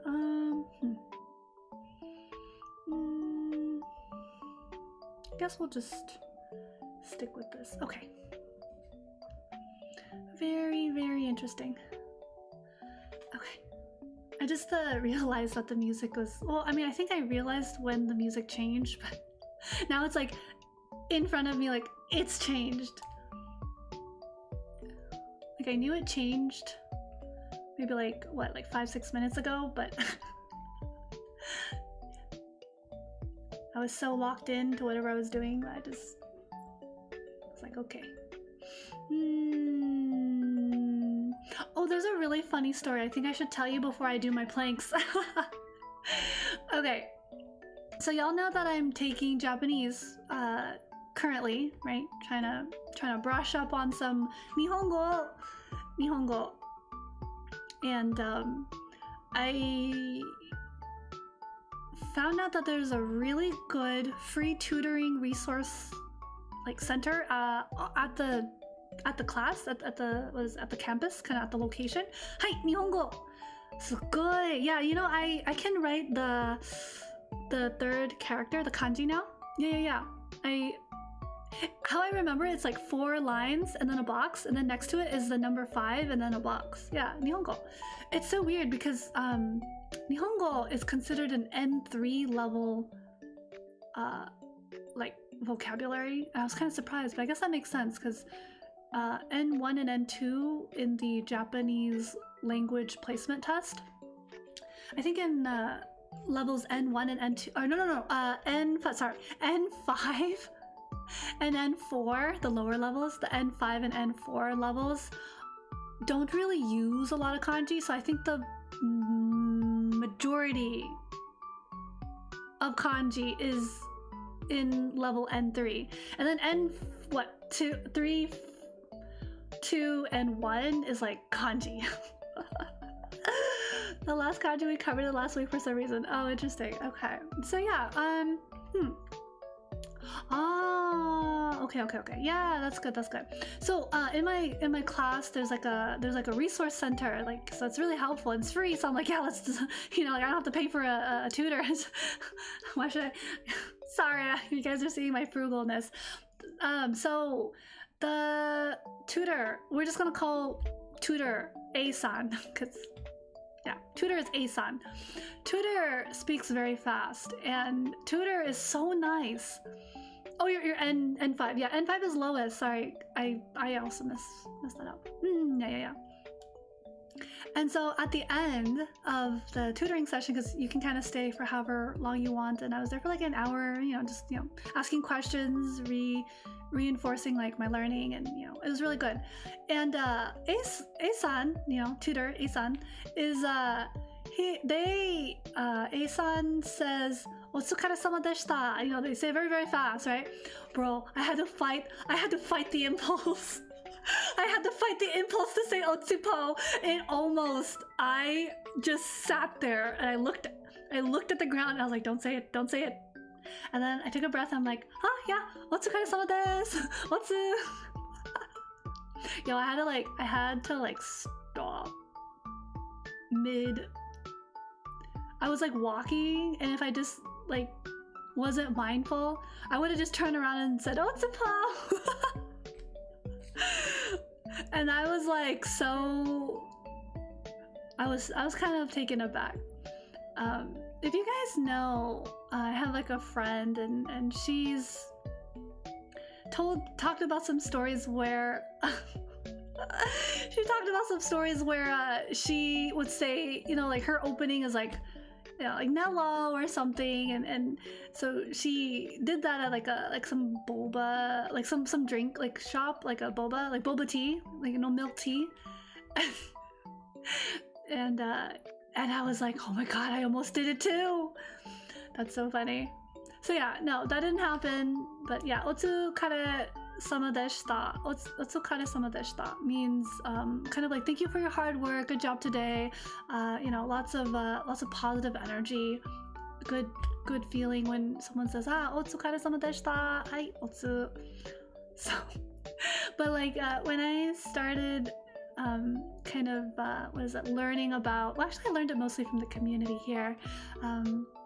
A lot of the, almost idol culture. Yeah, it's like idol culture, VTubing culture, but it's like idol culture. I learned about pachi, and I thought that was so cute. And I learned about different phrases, and it was a really enriching experiment. Yeah, I'm experimenting with with how much I can learn about otaku culture without becoming an otaku. Maybe I'm already an otaku. Yeah, pachi. So the first time someone in the community, there was a few who did the 8888 like that line, and I think I did something as like a silly little performance, or I said something, or did something silly, and everyone maybe 2 or 3 people was doing that line of 8s. I was like, eh? What is that? What is that? What are you guys doing? And so someone explained to me, oh, it's because hachi. Hachi is sounds similar to pachi, and pachi is like the sounded hands clapping. So I was like, oh my god, the onomatopoeia continues. So I thought that was really, really cute. And yeah, so a lot of in the early days when I started this whole adventure before YouTube and Twitch. It was a lot of just me learning and figuring things out, and I really feel welcomed by many, and in some other ways put down in other ways, but yeah, mostly welcomed, mostly very, very good energy. And yeah, so folks would say otsupo when I would end my stream. Many scholars and anime fans would say otsupo, and it took me a minute because I'm like, otsu is like otsukare-sama deshita, like otsukare-sama desu, like saying good job. So I was like, that was like a very heartwarming moment. So whenever I think of phrases like, oh, when you guys say otsupo, it makes me feel like I'm part of a culture of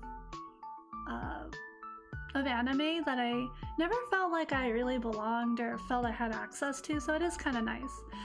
Will I ever admit to being a full-blown otaku / weeb? Never. Never. I actually explained this to one of my classmates. She and I were studying Japanese together, and she really loves anime. She's like really good, and she watches K-dramas and C-dramas, and is really nice to connect on certain shows, and she recommended a bunch of shows that she's watched or talked about, and I told her about some of the shows that I like Apothecary Diaries. Yeah. Neat? Yet. Y-E-T? I don't know what that is. I'm sorry, I don't know what that is. But yeah, and so I explained to her how I don't feel like I can call myself an otaku because I don't feel like I know enough. I feel like a real otaku, like a true anime fan is really like dedicated and knows a lot more. And I guess the word is, I mean, it has a negative connotation, but I have to accept it, right? It is kind of like a tourist. I don't want to be a tourist, obviously, but I think that's just how it is. Or I guess obviously everyone is going to be gaijin as well, even though we're not, we cannot be Japanese. So, it's kind of like I'm accepting that I am gaijin and I'm accepting that I'm not, yeah. Yeah. So, I feel like me saying I'm not otaku enough or whatever, weeb enough is more of like respect for the community, you know what I mean? Like, I almost think it's an insult to say you're something when I don't know, it's like I'm trying to respect the badge of honor and the hierarchy. And so if that means, someone has to call me like a negative word, or like, oh, Poe's just a tourist, a normie, I think that's better than trying to be something I'm not. At least, yeah, I guess I kind of am. I actually, I don't know if I'm super normie. I think I'm like, if normie is like a spectrum, because I've seen like super normal people, like really like has it all together, like blah blah blah, and like I grew up with people like are super normie, so maybe that's why I'm normie. But I'm like not hyper normie. I'm like partial. I'm still weird in my own ways, I think. Yeah, I hope you guys can see that. I hope that's like fair and not because I think it's important, right? I think that is important. It's like saying you were in the little leagues, like in like baseball, like you were in the little leagues for like maybe like 2 years, and then now you're like a teenager / like young adult, or you're in college, and you brag to people saying, oh yeah, and I was like in a really, I'm a baseball player, I'm an it's like, bro, no, you're not. You were just in the little leagues when you were a kid. Like stop. Stop. That's not true. So that's like how I feel, you know what I mean? Like if someone were to say like, oh yeah, no, I'm not. No, I'm not. I don't know. I don't know enough. So that is where I'm coming from with that. So yeah. But am I a true normie? Nah, I don't know about that.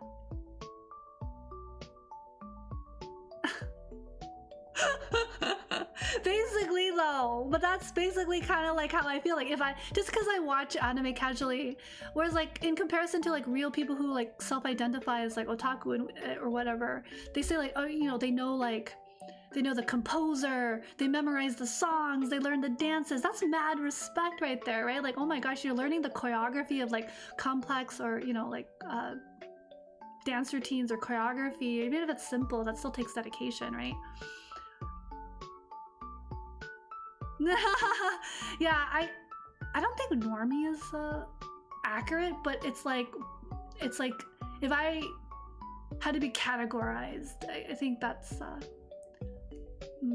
yeah. I'm just existing. I'm just existing. So okay, well that was a tangent. Anime culture, all the stuff. So I still learn from the community, and it's really fun to get these like little cultural nodes. Yeah, it makes me kind of worried about what is it? There in almost any industry, any field, there's always like purists, I suppose. I think maybe at one point when I was like super young, maybe I was like a purist myself for like a very short period of time. But then I realized, wait, this is kind of not fair. So I don't think I think I just slowly stopped being like super like, I'm trying to think what I was so purist about. Like it has to be like this. Like I think it might have had to do with like food or something. I don't remember. I think what happened was like as kids, like in elementary or middle school or whatever, people would be like mixing foods. And I'm like, you can't do that. A burger is a burger. You can't add that to the burger. So I was like super purist, like, no, don't do that. I was a little kid, right? So I was like, really like, no, don't mix the food.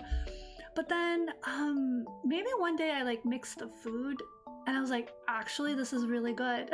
I kind of like this. So that's when I was like, oh, maybe it's okay to not be so rigid about some things. I don't know. Yeah, gatekeeping. There's pros and cons to it.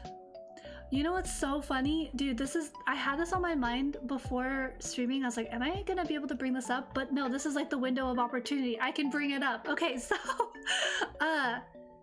esoteric stuff. This is like revealing of kind of why I chose to be interdimensional and all that. I have this like, okay, so now this is getting into like esoterics and I don't like to use the O word, which is occult, but I don't have any other word to describe it, but I'll just use esoteric because I feel like that's like the least negative out of between occult. I believe, and this is my opinion, and this is where gatekeeping is kind of still relevant. I believe that, big words, I believe there are certain practices and knowledge that maybe is not supposed to be for certain types of individuals, let me just say. And does that mean it's gatekeeping? Maybe. Will I enforce the gatekeeping? No.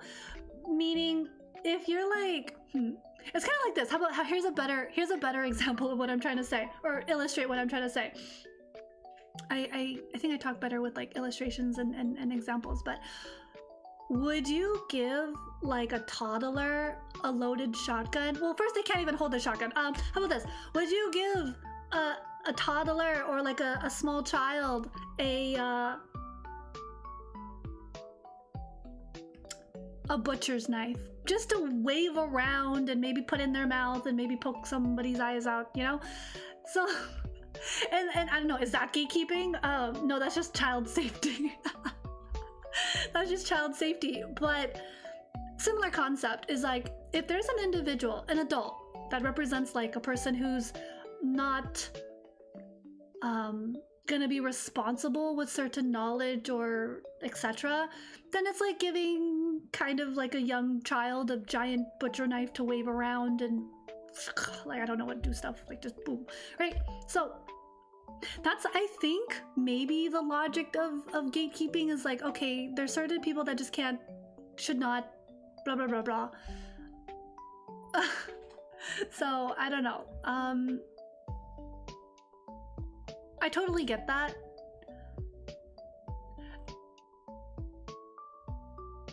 I'm still grappling. I'm still trying to figure out gatekeeping, because on one hand,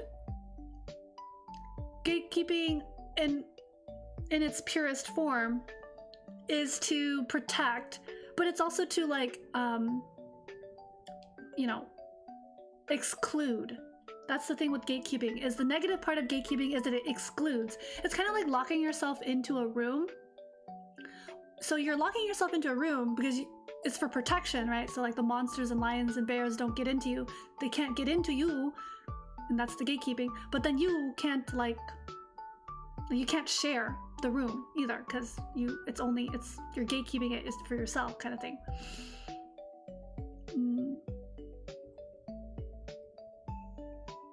So I'm sitting with that analogy right now, like, does that make sense? Did I do that weird thing in my brain where it makes sense in my head better than it makes sense out loud? But yeah, that's how I think of gatekeeping. Is yeah, same, I suppose. I think with gatekeeping, there's a lot of, yeah, there's the intention to keep things, a tradition, more aligned. And you know, I mean, we already see it within VTubing, right? We're already seeing it where VTubing in the West is different from VTubing in Asia in some ways, and in other ways there's like more relaxed rules. And then there's like the West trying to adapt and cater to the Asian standard of entertainment as well. So interesting. Lots of observable and good points. But yeah, that was gonna be my little what is it, my door of opportunity to talk about esoteric and otherworldly things. But now that I think about it, I wasn't prepared for this discussion, so I better not tap into that, because that's gonna get messy, and then the scatterbrain will really begin. So okay, now with that said, I suppose planks, I should not stall any longer with my planks. Oh my god, my brain fart. Ah, where is it? There it is. Eee. Okay. Alright. Planks galore. We are gonna plank somewhere. Maybe, I don't know where. If I could just put myself down. Jim Buddy Pa, please. Thank you. Why must you be like this all the time? This Jim Buddy Po is defiant in their own way. Mad respect. Yeah, fight the system, Po. Be the rebel you were meant to be. Okay. I'm gonna set up for planks. My goodness. Okay, so there's the timer. It's gonna be 60 seconds, basically a minute. The 5 seconds is for me to safely get into a plank without breaking anything. Okay, so I'm gonna set the timer. Let me see. Where is the timer? Timers are helpful. They let me know when I don't need to do something anymore. Glorious. If only, dude. I don't know. Leadership is really important. Leadership is a skill. It's a personality. It's, well, yeah, certain personalities have a more, like, I don't know, what is it, charisma or influence. There's certain people who just have a more reliable sort of what is it, a vibe? I don't know. If anything, maybe I can be more like a support, a guide, a role model. I don't know. if I want to lead. Oh boy, here we go again. It's back to henchmen. The perfect henchman doesn't exist. And then you look at, and you're like, oh, wait, the perfect henchman. No, I think developing critical thinking is very, very, very, very, very important. Or at least your own sets of values.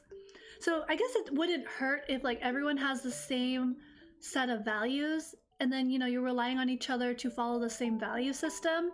Maybe that's a little bit better. I don't know if that's like mob mentality or hive mind, but then it just depends on the values. And then over time, do those values mutate or get misconstrued? Because that's literally what's happening right now with almost every dare I say religious text. I don't know anymore. That's just, maybe that's just in my opinion. I'm sure someone out there maybe might agree, because I feel like I've observed people talking about this topic, but I don't know. If someone walks in on my stream and says, and hears me say, oh yeah, and the vast majority of religious texts is misconstrued nowadays, they'll be like, what? Blasphemy!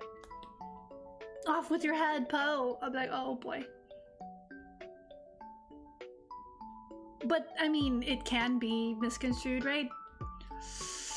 It is being misconstrued. I will die on this hill. There's not many hills I will die on, but that is a hill I will die on. Oh. Okay. Alrighty. So, without further ado, I must. Ikimasu. What is it? Shimasu? No, yeah. Shimasu means to do. It is time to do a plank. I am stalling, but once again, invitation to do planks is now. The time is now. Okay, so let me just do, I'm gonna yeet. Ah, no, wrong. Ah, there we go. Okay. It is time for 1 minute of isometric focus on the abs. All right, here we go. We got 5 seconds to get. Ah, I'm missing the thing. Okay, 1 minute. Here we go. Holding the plank. Ah, okay. What is it? Shiteru. Eh. It's suru. Shimasu. That's what it is. All right, I'll just keep holding this plank. Okay. Engaging the core and making sure our shoulders and neck is relaxed. Are relaxed. Almost there. We're almost done with this plank.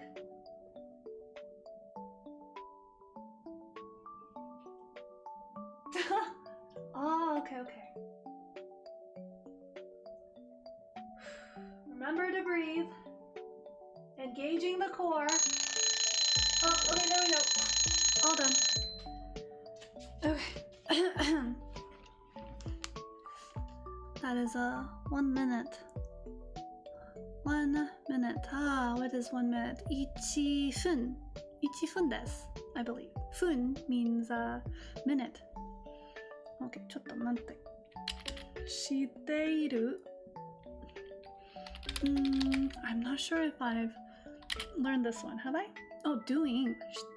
している. I haven't learned this one. I've heard, so there's, was it suru? I've heard of suru is the dictionary root form. And then the polite form is shimasu. Polite negative form is shimasen. Then we learned the negative. Oh, is it? Oh man. Okay. Oh boy, this is like a premonition. I'm getting the information ahead. Oh, okay, I did not know that. してる, している, している. Oh my gosh. Yo, I'm so nervous though. What was it? In our class, we had a, what was it? Chapter 4 from the Genki Japanese book. Yeah, it's, I think it's It's a popular book. So the Japanese Genki book is available, I believe, online and in maybe like a Japanese bookstore, or if any bookstore has like a language section, and if they carry Japanese books, most likely they should have Genki book. Hi, Genki. It's the orange one. You can do it! Oh, what? 99? Wait, 99? That's a very high score. Out of 100? Oh, okay. I'm using an app, actually. So what is that? It's not really an app, it's a website. But I think having the physical copy of the book is very, very, very helpful. No. There's a classmate in the class, right? Sometimes I borrow their book, like I just share it. Oh my gosh, I didn't want to get the... I wasn't sure, because what happened was literally like 10 years ago, I took this Japanese beginner class, and there was a book that I got for that class, and then I didn't continue taking the next level and continuing using that book, so I did feel kind of bad, and so then I just kind of felt discouraged to buy the Genki book. Yeah, I don't know, but the workbook is really helpful as well. The workbook. So I don't know, maybe this summer, I'm not sure yet, maybe this summer I might, if it's available, I might take the speaking class. Oh, okay, 98 is still good. I might take the speaking class where the class is like an hour or two and it's just focused on speaking. That might be very helpful. I'm not very confident in my speaking, even though I've been complimented saying my mannerisms or my tone is, or like the tonal sounds is pretty good for a gaijin, for an outsider. But then at first I didn't believe it, but then like when I hear some folks speaking, I'm like, okay, maybe it's not as bad as I think. Maybe I can just accept the compliment and be graceful about it instead of overtly humble, because I guess it's interesting. I realized that Japanese has borrowed a lot from the Cantonese language. So before Mandarin became, China's official language, I think Cantonese was more prominent. So if, thinking about historical timeline, it would make sense that some of the words would be, how do I say, borrowed from Japan's language early on. Ah, yeah. That's always, yeah. Being resourceful. Yeah. So, for example, in Japanese, 図書館、はい、図書館で、日本語を勉強しました。So, at the library, I have studied Japanese language.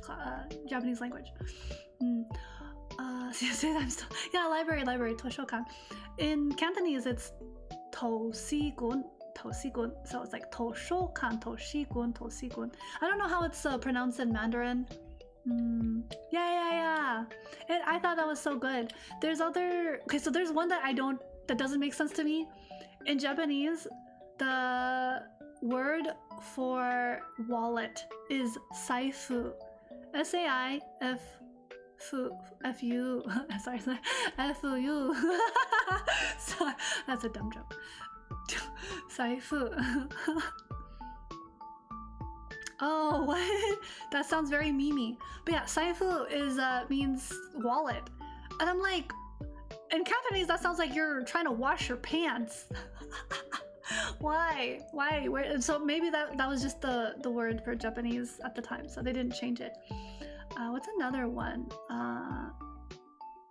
There's many examples of that. The overlap between Cantonese and Japanese. So I thought that was very interesting. I can't think of another one, but there's many examples of it. Trying to think. Well, even kanji, so it's like saying kanji in the, and then hanji is Chinese. Hanji, kanji, kan. Yeah. Well, my brain just went blank because I forgot the other words that have been borrowed from Cantonese to Japanese. Spanish, yeah, Spanish is a really popular language and very helpful. It can be very helpful and useful. French is kind of fun. French is a very fun language. I took French. The problem is I never used it. I didn't know enough French people to apply French, and I don't know. If you don't use it, you lose it. So, but yeah, I feel like my window of becoming a polyglot is so over. I think the best time to learn languages is when you're super young, before your brain gets too overwhelmed by like other things. Yeah, language learning can be very fun. You learn a lot about the culture as well. Yeah, a lot of language learning involves understanding the culture to some extent. Oh yeah, with Japanese, there's a lot of other words that are borrowed. So from, I think it's a German. What's the word for part-time? Part-time is, oh my gosh, I'm drawing a blank. Part-time is arubaito.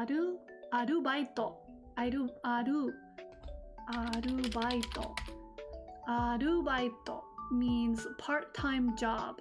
It comes from the word in German that it's arbeit, which means to work. Oh yeah, pan. I was just gonna say that pan is the same, is borrowed from Spanish. Yeah, the Spanish language. If I'm gonna be learning another language, you're gonna be learning another language. Yeah, arubaito is borrowed from German's word to work. Arbeit. I don't know how to pronounce the German version of that. I think the only word that really stuck with me in German was Scheiße, and I completely forgot it was a swear word. I actually thought Scheiße meant like yikes. I thought Scheiße meant yikes, but no, it means, equivalent of in English shit. Oops, I thought it was wholesome. It sounds so funny, but no, it's kind of vulgar. Actually, it's very vulgar, so I kind of stopped using it. I thought it was funny because it's such a silly sounding German word, but I was like, oh man, it doesn't mean yikes. I forgot. So I don't wanna be vulgar. With Korean, 안녕하세요. What else? 감사합니다. Yeah, that's about it. That's all I know. I learned like 2 Vietnamese words. I can only remember 1 Vietnamese word, which is cảm ơn. Cảm ơn, I think it means thank you. I used to remember how to say hello, but I don't remember how to say hello. I'm gonna look it up really quick. Xin chào. Xin chào means hello in Vietnamese, but cảm ơn means thank you. So sometimes when I'm, in some Vietnamese restaurant ordering, like, I don't know, Vietnamese coffee or banh mi, I'll just say, if it's like a nice person or something, I'll just say, cảm ơn, like, thank you for the food. And they always kind of smile because they're like, oh, hey, someone who's not Vietnamese knows how to say Vietnamese words that are polite. How nice. Pleasant surprise. That's always nice. Na. All right. Plank. I must do. the last, well, no, it's not the last place, the second plank. I got this. I got this. Where is it? Oh, yeah, it do be like that. It really do be like that though sometimes. The cultural, was it, enrichment, diversity is limited. I totally get that, dude. Pain. But it's okay. One day, someday. Just not today. Maybe one day you'll be able to experience, you know, Vietnamese cuisine, Vietnamese culture, stuff like that. Yeah. But until then, we're gonna plank for a minute. All right, here we go. Oh, that's great. That's cool. I hope, yeah, that's another thing is like connecting with your heritage. I feel is so important.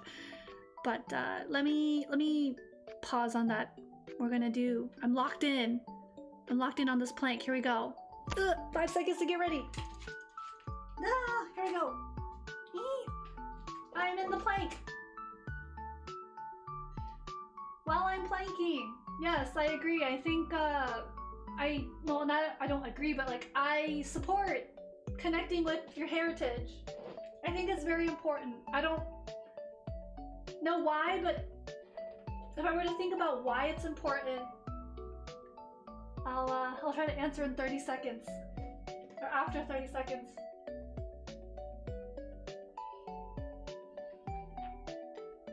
Almost there. Why is it important to connect with your heritage? Is it important? Questions.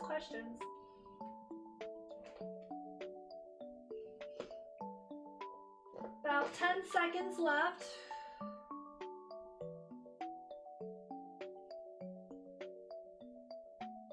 And not bad. Here we go. Good stuff. Okay.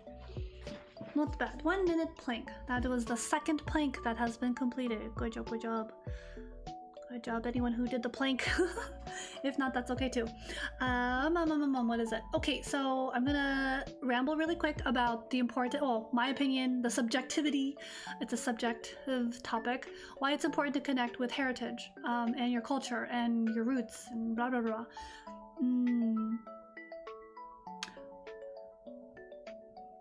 In my opinion, maybe some people will agree, maybe I can also see people who don't care, don't agree. That's also a opinion and perspective and belief system. The reason why it's important for me to connect with my heritage and roots and culture and the good and the bad of it, right? There's always good and bad, is because it grounds me. It's like the easiest thing to say. I'm no longer confused.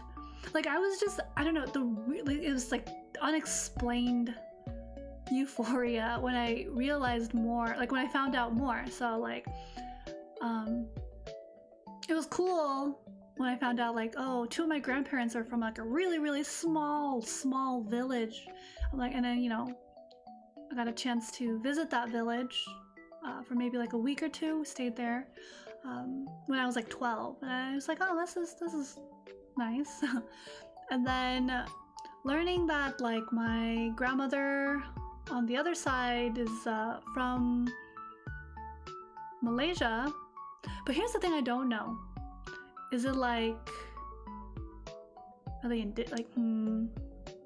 yeah, I don't know, like, because then there's like the indigenous community, and then there's like individuals who are like second generation to certain countries, right? Like, I don't know which one that is, but at least knowing that, oh, there's some connection to that country, and that's kind of nice. So then whenever I like meet a person or know like a friend who's in Malaysia, I'm kind of happy. I'm like, oh, I want to go there someday. I want to check it out. Just want to experience it. You know, like Singapore's there, and it's like there's Singapore, Malaysia, and then there's like kind of like a lot of little countries nearby to kind of eventually check out.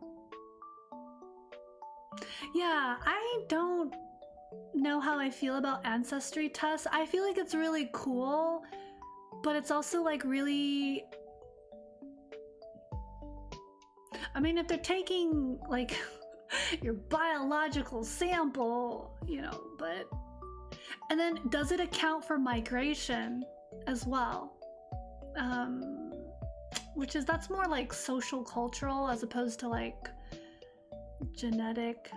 It's not like a big deal for me. Like, I don't have to know every little thing. It's just, it's nice. It's definitely really good. It establishes identity. It establishes like, really, it's just like a sense of identity, and like it grounds you. But I can also see individuals who are like, don't care.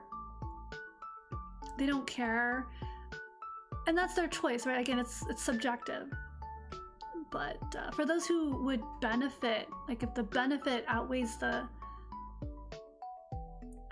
like, you know, hassle, then there's some merit there. Yeah. I've never done those before, the ancestry, so it's pretty interesting. Yeah, so I'm just thinking, kind of like, you know, from my understanding, like if you're kind of disconnected, it can feel very isolating in some ways, especially like if you look a certain way and then other people don't look like you, right?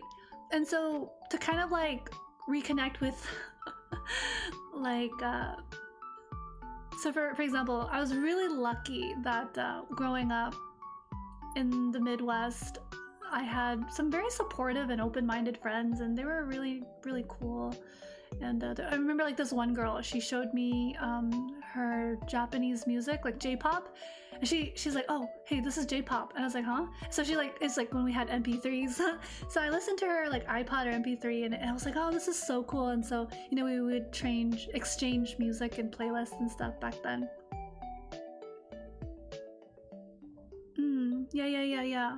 Yeah, because for me growing up, I like was the only person of my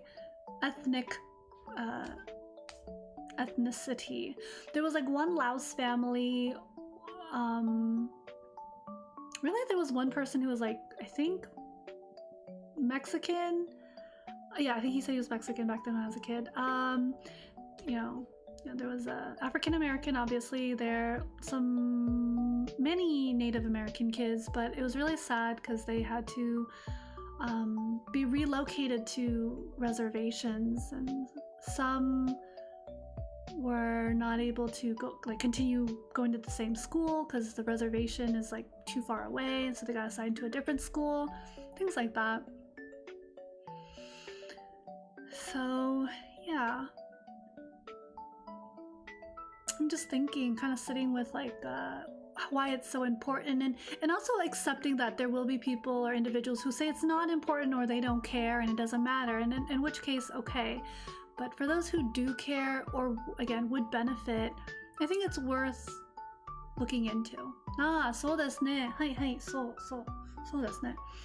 Yeah, I was also told that I do this thing sometimes. I'm like, oh, so.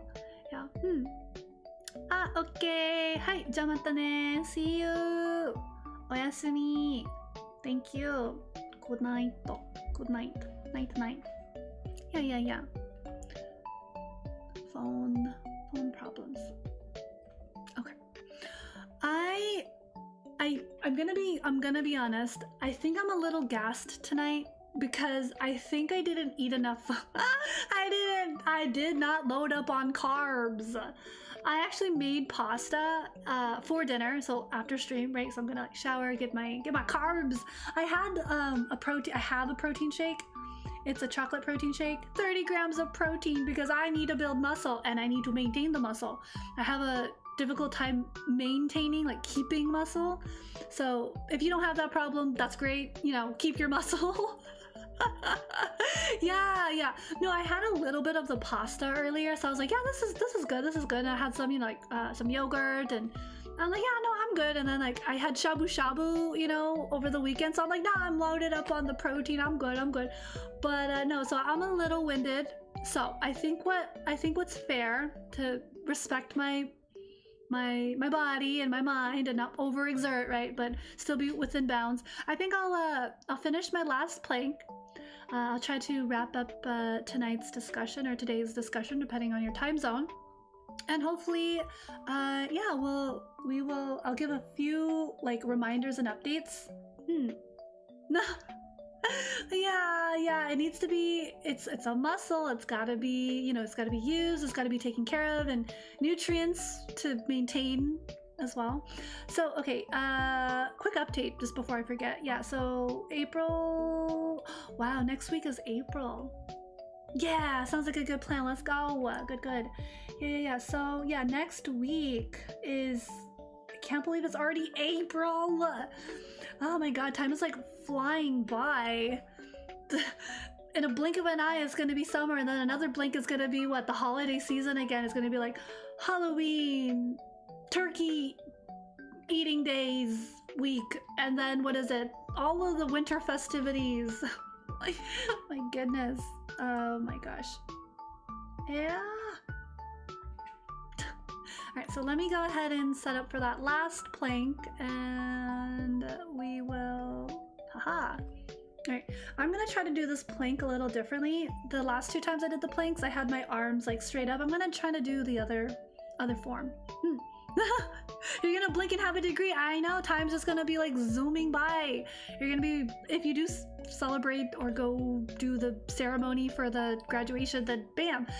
I'm frugal through and through. I didn't go to my graduation. I just had them mail the degree to myself. So I was like, I didn't want to buy the gown. I didn't want to pay for tickets and stuff. It's okay. It's okay. I'm good. I've had family members attend my high school, and that's all they really care about. Is as long as you get your GED, right? College is just a bonus. I think if I were to celebrate like another educational milestone, it would probably be if I get like my master's or a PhD. But at that point, I'm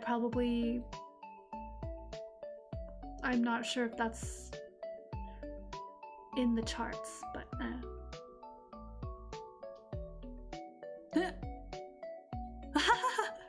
you could just throw yourself your own party. Just oh, you know, no, I don't have my high school gown. They don't let us keep that. That's, yeah. We had to return those. Yeah. Dr. Poe PhD, my goodness, big words, yo. My brain just does not have the capacity for the big words. I would lose it. I would lose my mind.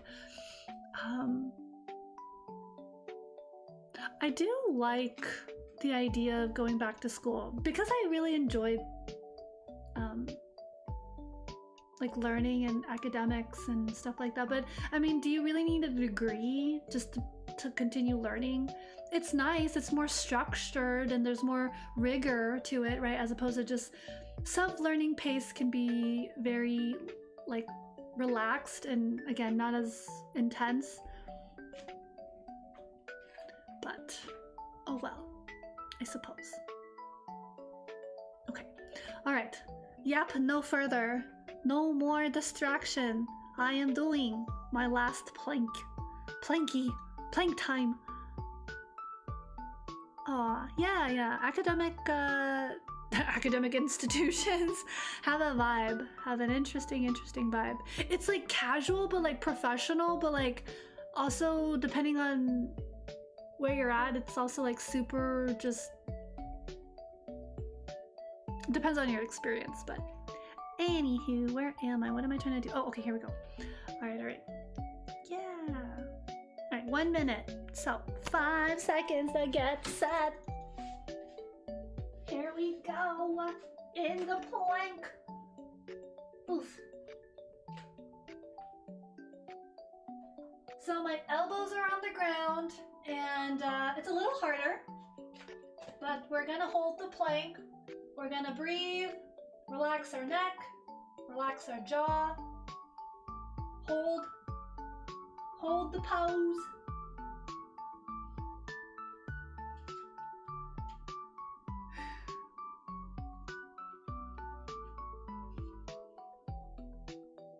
About 20 seconds.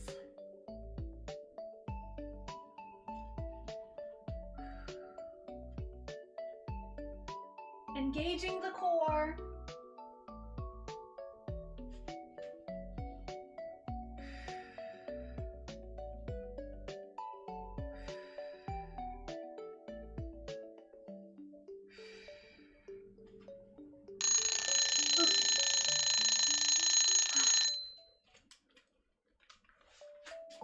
And we have completed. I believe, our set. My last set of planks, the 60 seconds is complete. Wow, I really am winded. Oof. I can't wait to eat the spaghetti that I made. It's gonna be delicious. It's gonna be yummy in my tummy. Okay, so yeah, that's complete. So yeah, I think I'm good. No. Oh, good job. I know that's ganbatte, but that's more like encouraging, like, oh, no, do your best, but good job. No, I'm gonna look it up because I feel like I should know this one as well. Good job. Yoku yatta. Yoku yatta.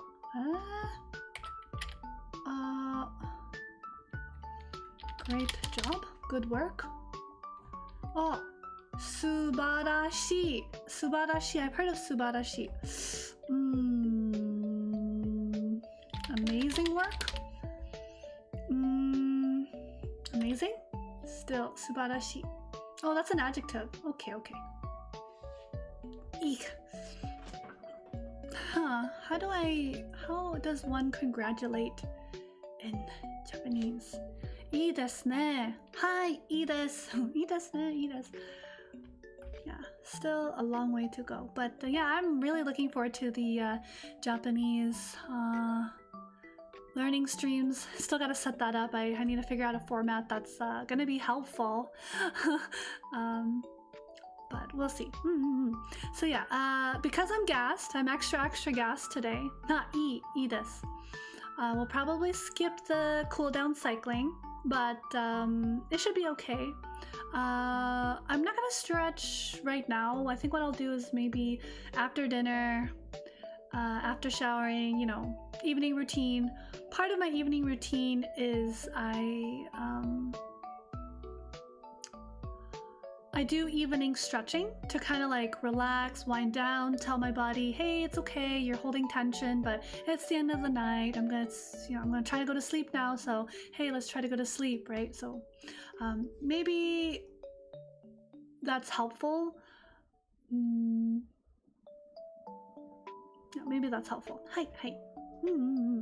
Yeah, so it's been helpful for me because some of the stressors and anxieties have manifested into physical tension. So in order to problem solve and address, I do that evening stretching and, you know, the breathing. There's like various breathing meditations that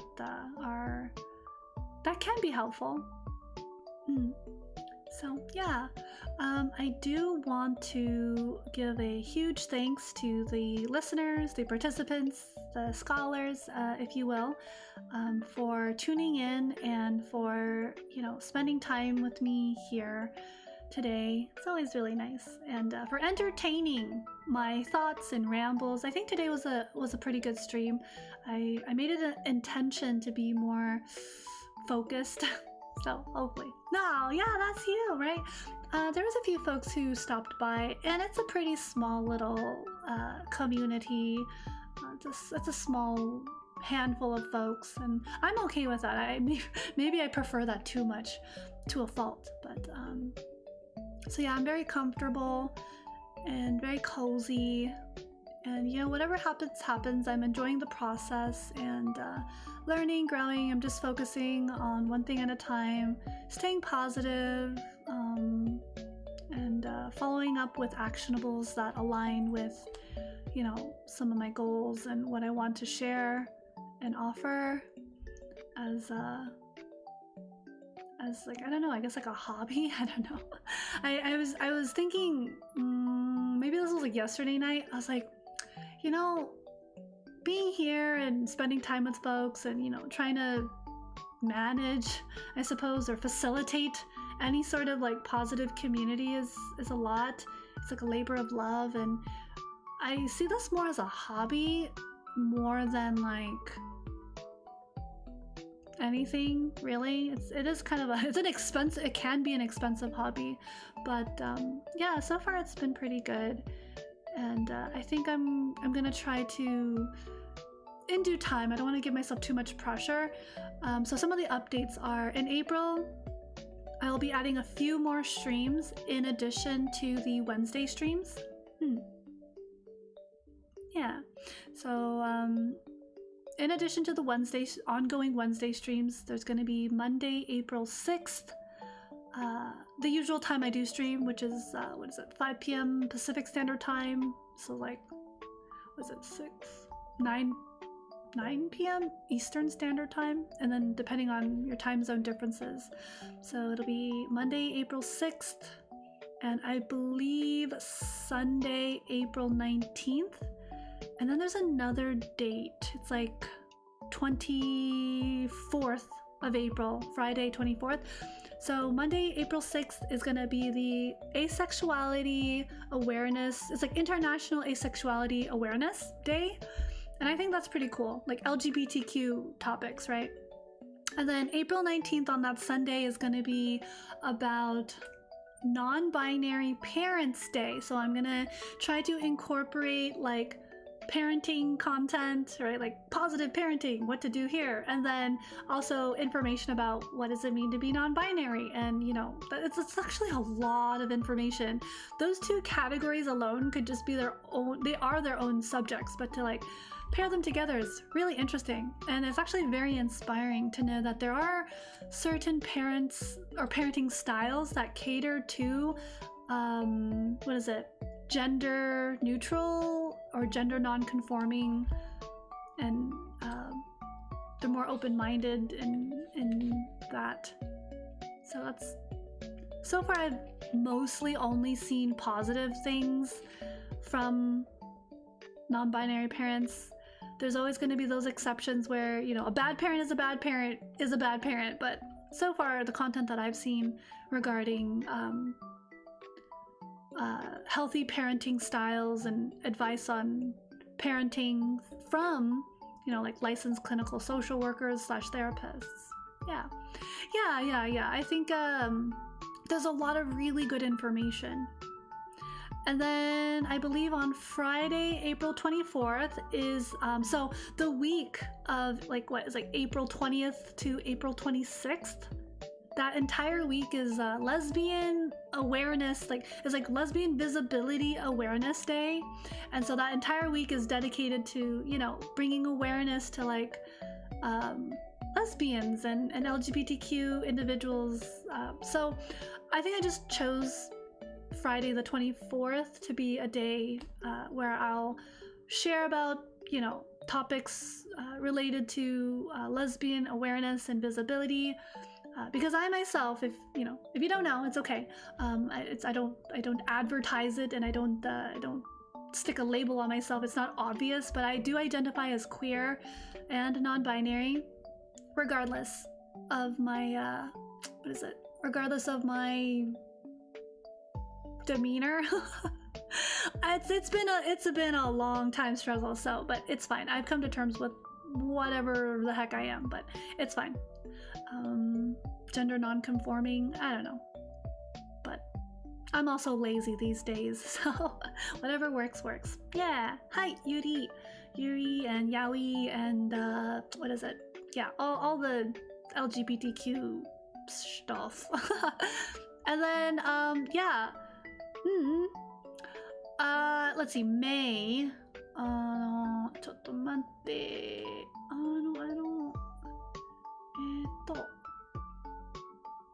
so in May, The month of May is going to be really interesting. Checking the calendar. The month of May, I'm still ironing out a lot of details, but I believe the first week of May, I will be out of commission. I will be out of commission the first week of May, which is May 3rd to May 9th. That's like a full week, the first full week of May. But then I believe Monday, May 11th, and I forgot, so that's gonna be a stream. Forgot when's the last. So I have an opening ceremony, which is the Monday, May 11th, and then I have a closing ceremony, and I forgot if that was May 30th or 31st. I have to double check the closing ceremony. And then between the opening and closing ceremony, there's going to be a bunch of other streams just everywhere. Everywhere. Same time though. It's going to be the same time. So I'm going to be consistent with the Wednesdays exercise stream. Actually, the Wednesday exercise streams will most likely go up until like the middle of July, up until July 22nd, and then from there I need to figure out what else. There's still a lot of things that I'm figuring out in terms of like, here's a crazy idea. I recently was thinking, should I do something crazy while I still can, you know, while I'm still young? Should I try to maybe teach or like work / study abroad? And I don't know, I was thinking Japan, but I'm not sure yet, because there's a lot of like teaching jobs that it's like foreigners will apply to like a program to teach. They, you know, they onboard you, there's like a whole process, and you know, and it's like a contract, I believe, so there's like a certain amount of time, there's like a time limit, you're not like there forever. So I was like, I'm not sure. Yeah, wouldn't it be so great? But I think, because if I do make that decision, and again, it will most likely be like, I have to plan it, right? If I do that, maybe it'll be like next year or later this year. I'm not sure, like the planning process, the starting that process. Oh yeah. I mean, I wish I did those what is it, foreign exchange programs when I was even like, when it was available, when I was a little bit younger, you know, that would have been great. But I don't know, I got cold feet. I don't know, I didn't, so it's fine. But now I'm a free pigeon. I go where I want. So it's a lot of planning, financials, logistics, and I do wonder like, so this is the first time I'm bringing it up. It's still like, there's no determined answer. There's no like yes or no. It's just kind of like first time bringing this up. So I don't know. I'm not sure yet. What will that look like? How long will I be gone for? What happens to the channel? What happens to the community? What happens to the stream?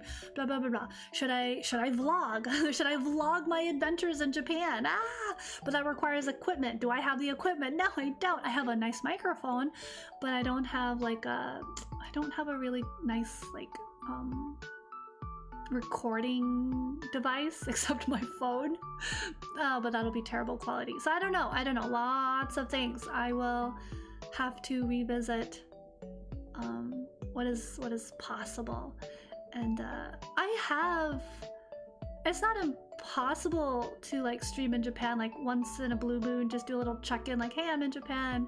But the time zones will be so weird, right? Because if you're in America, it'll be nighttime and then it'll be morning, and so I have to figure out like, oh, time zones. Yeah, definitely. It'll be a good experience. So I don't know yet. We don't know what's the future. I don't even know. It's supposed to be a really intense year, Fire Horse year, and then the next year is also gonna be kind of intense for me, based on my astrology. And this is where the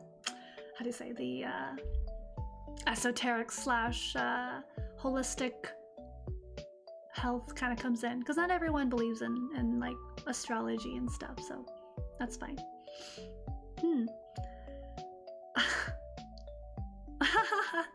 Yeah. So I don't know. I'm still figuring everything out, but that's my update. So it's something you guys can expect from me that I hope to deliver. So once again, if I'm not sick, if I'm not bullied off the internet, if harassed or heckled off the internet, or any kind of natural disaster strikes or human disaster strikes, then hopefully everything will go according to plan. But if not, I mean, we gotta just roll with it, I suppose. Yeah. So we'll see. It's all very, very exciting, and it would be nice to share the experience with others as a form of what is it? Enrichment? Yeah, as a form of enrichment, I suppose.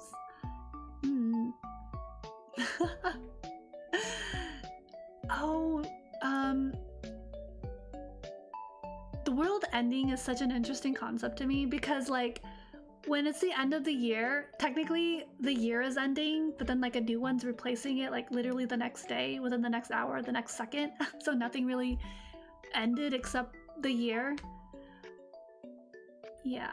I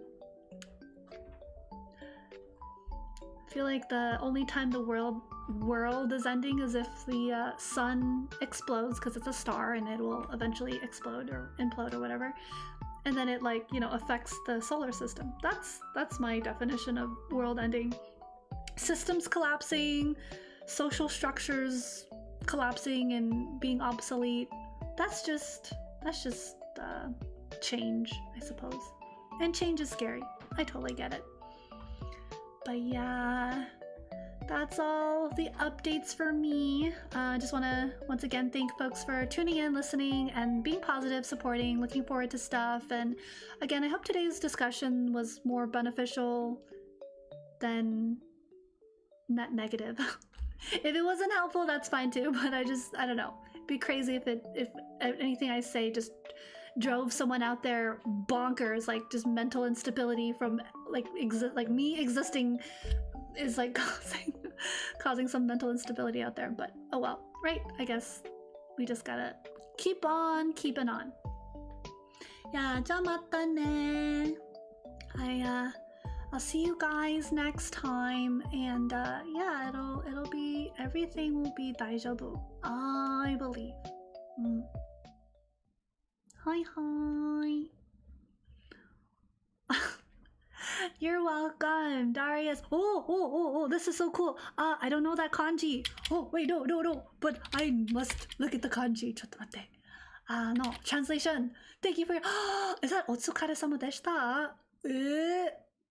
おやすみなさい. Oh, no. Oh, it's in kanji again. Oh, no. お疲れ様でした. Okay. はい、お疲れ様です. じゃあ、no. じゃあ、余った？ちょっと待って。じゃあまた。はい、じゃあまた。はい、see you. おやすみ。お疲れ様でした。じゃあまた。バイバーイ。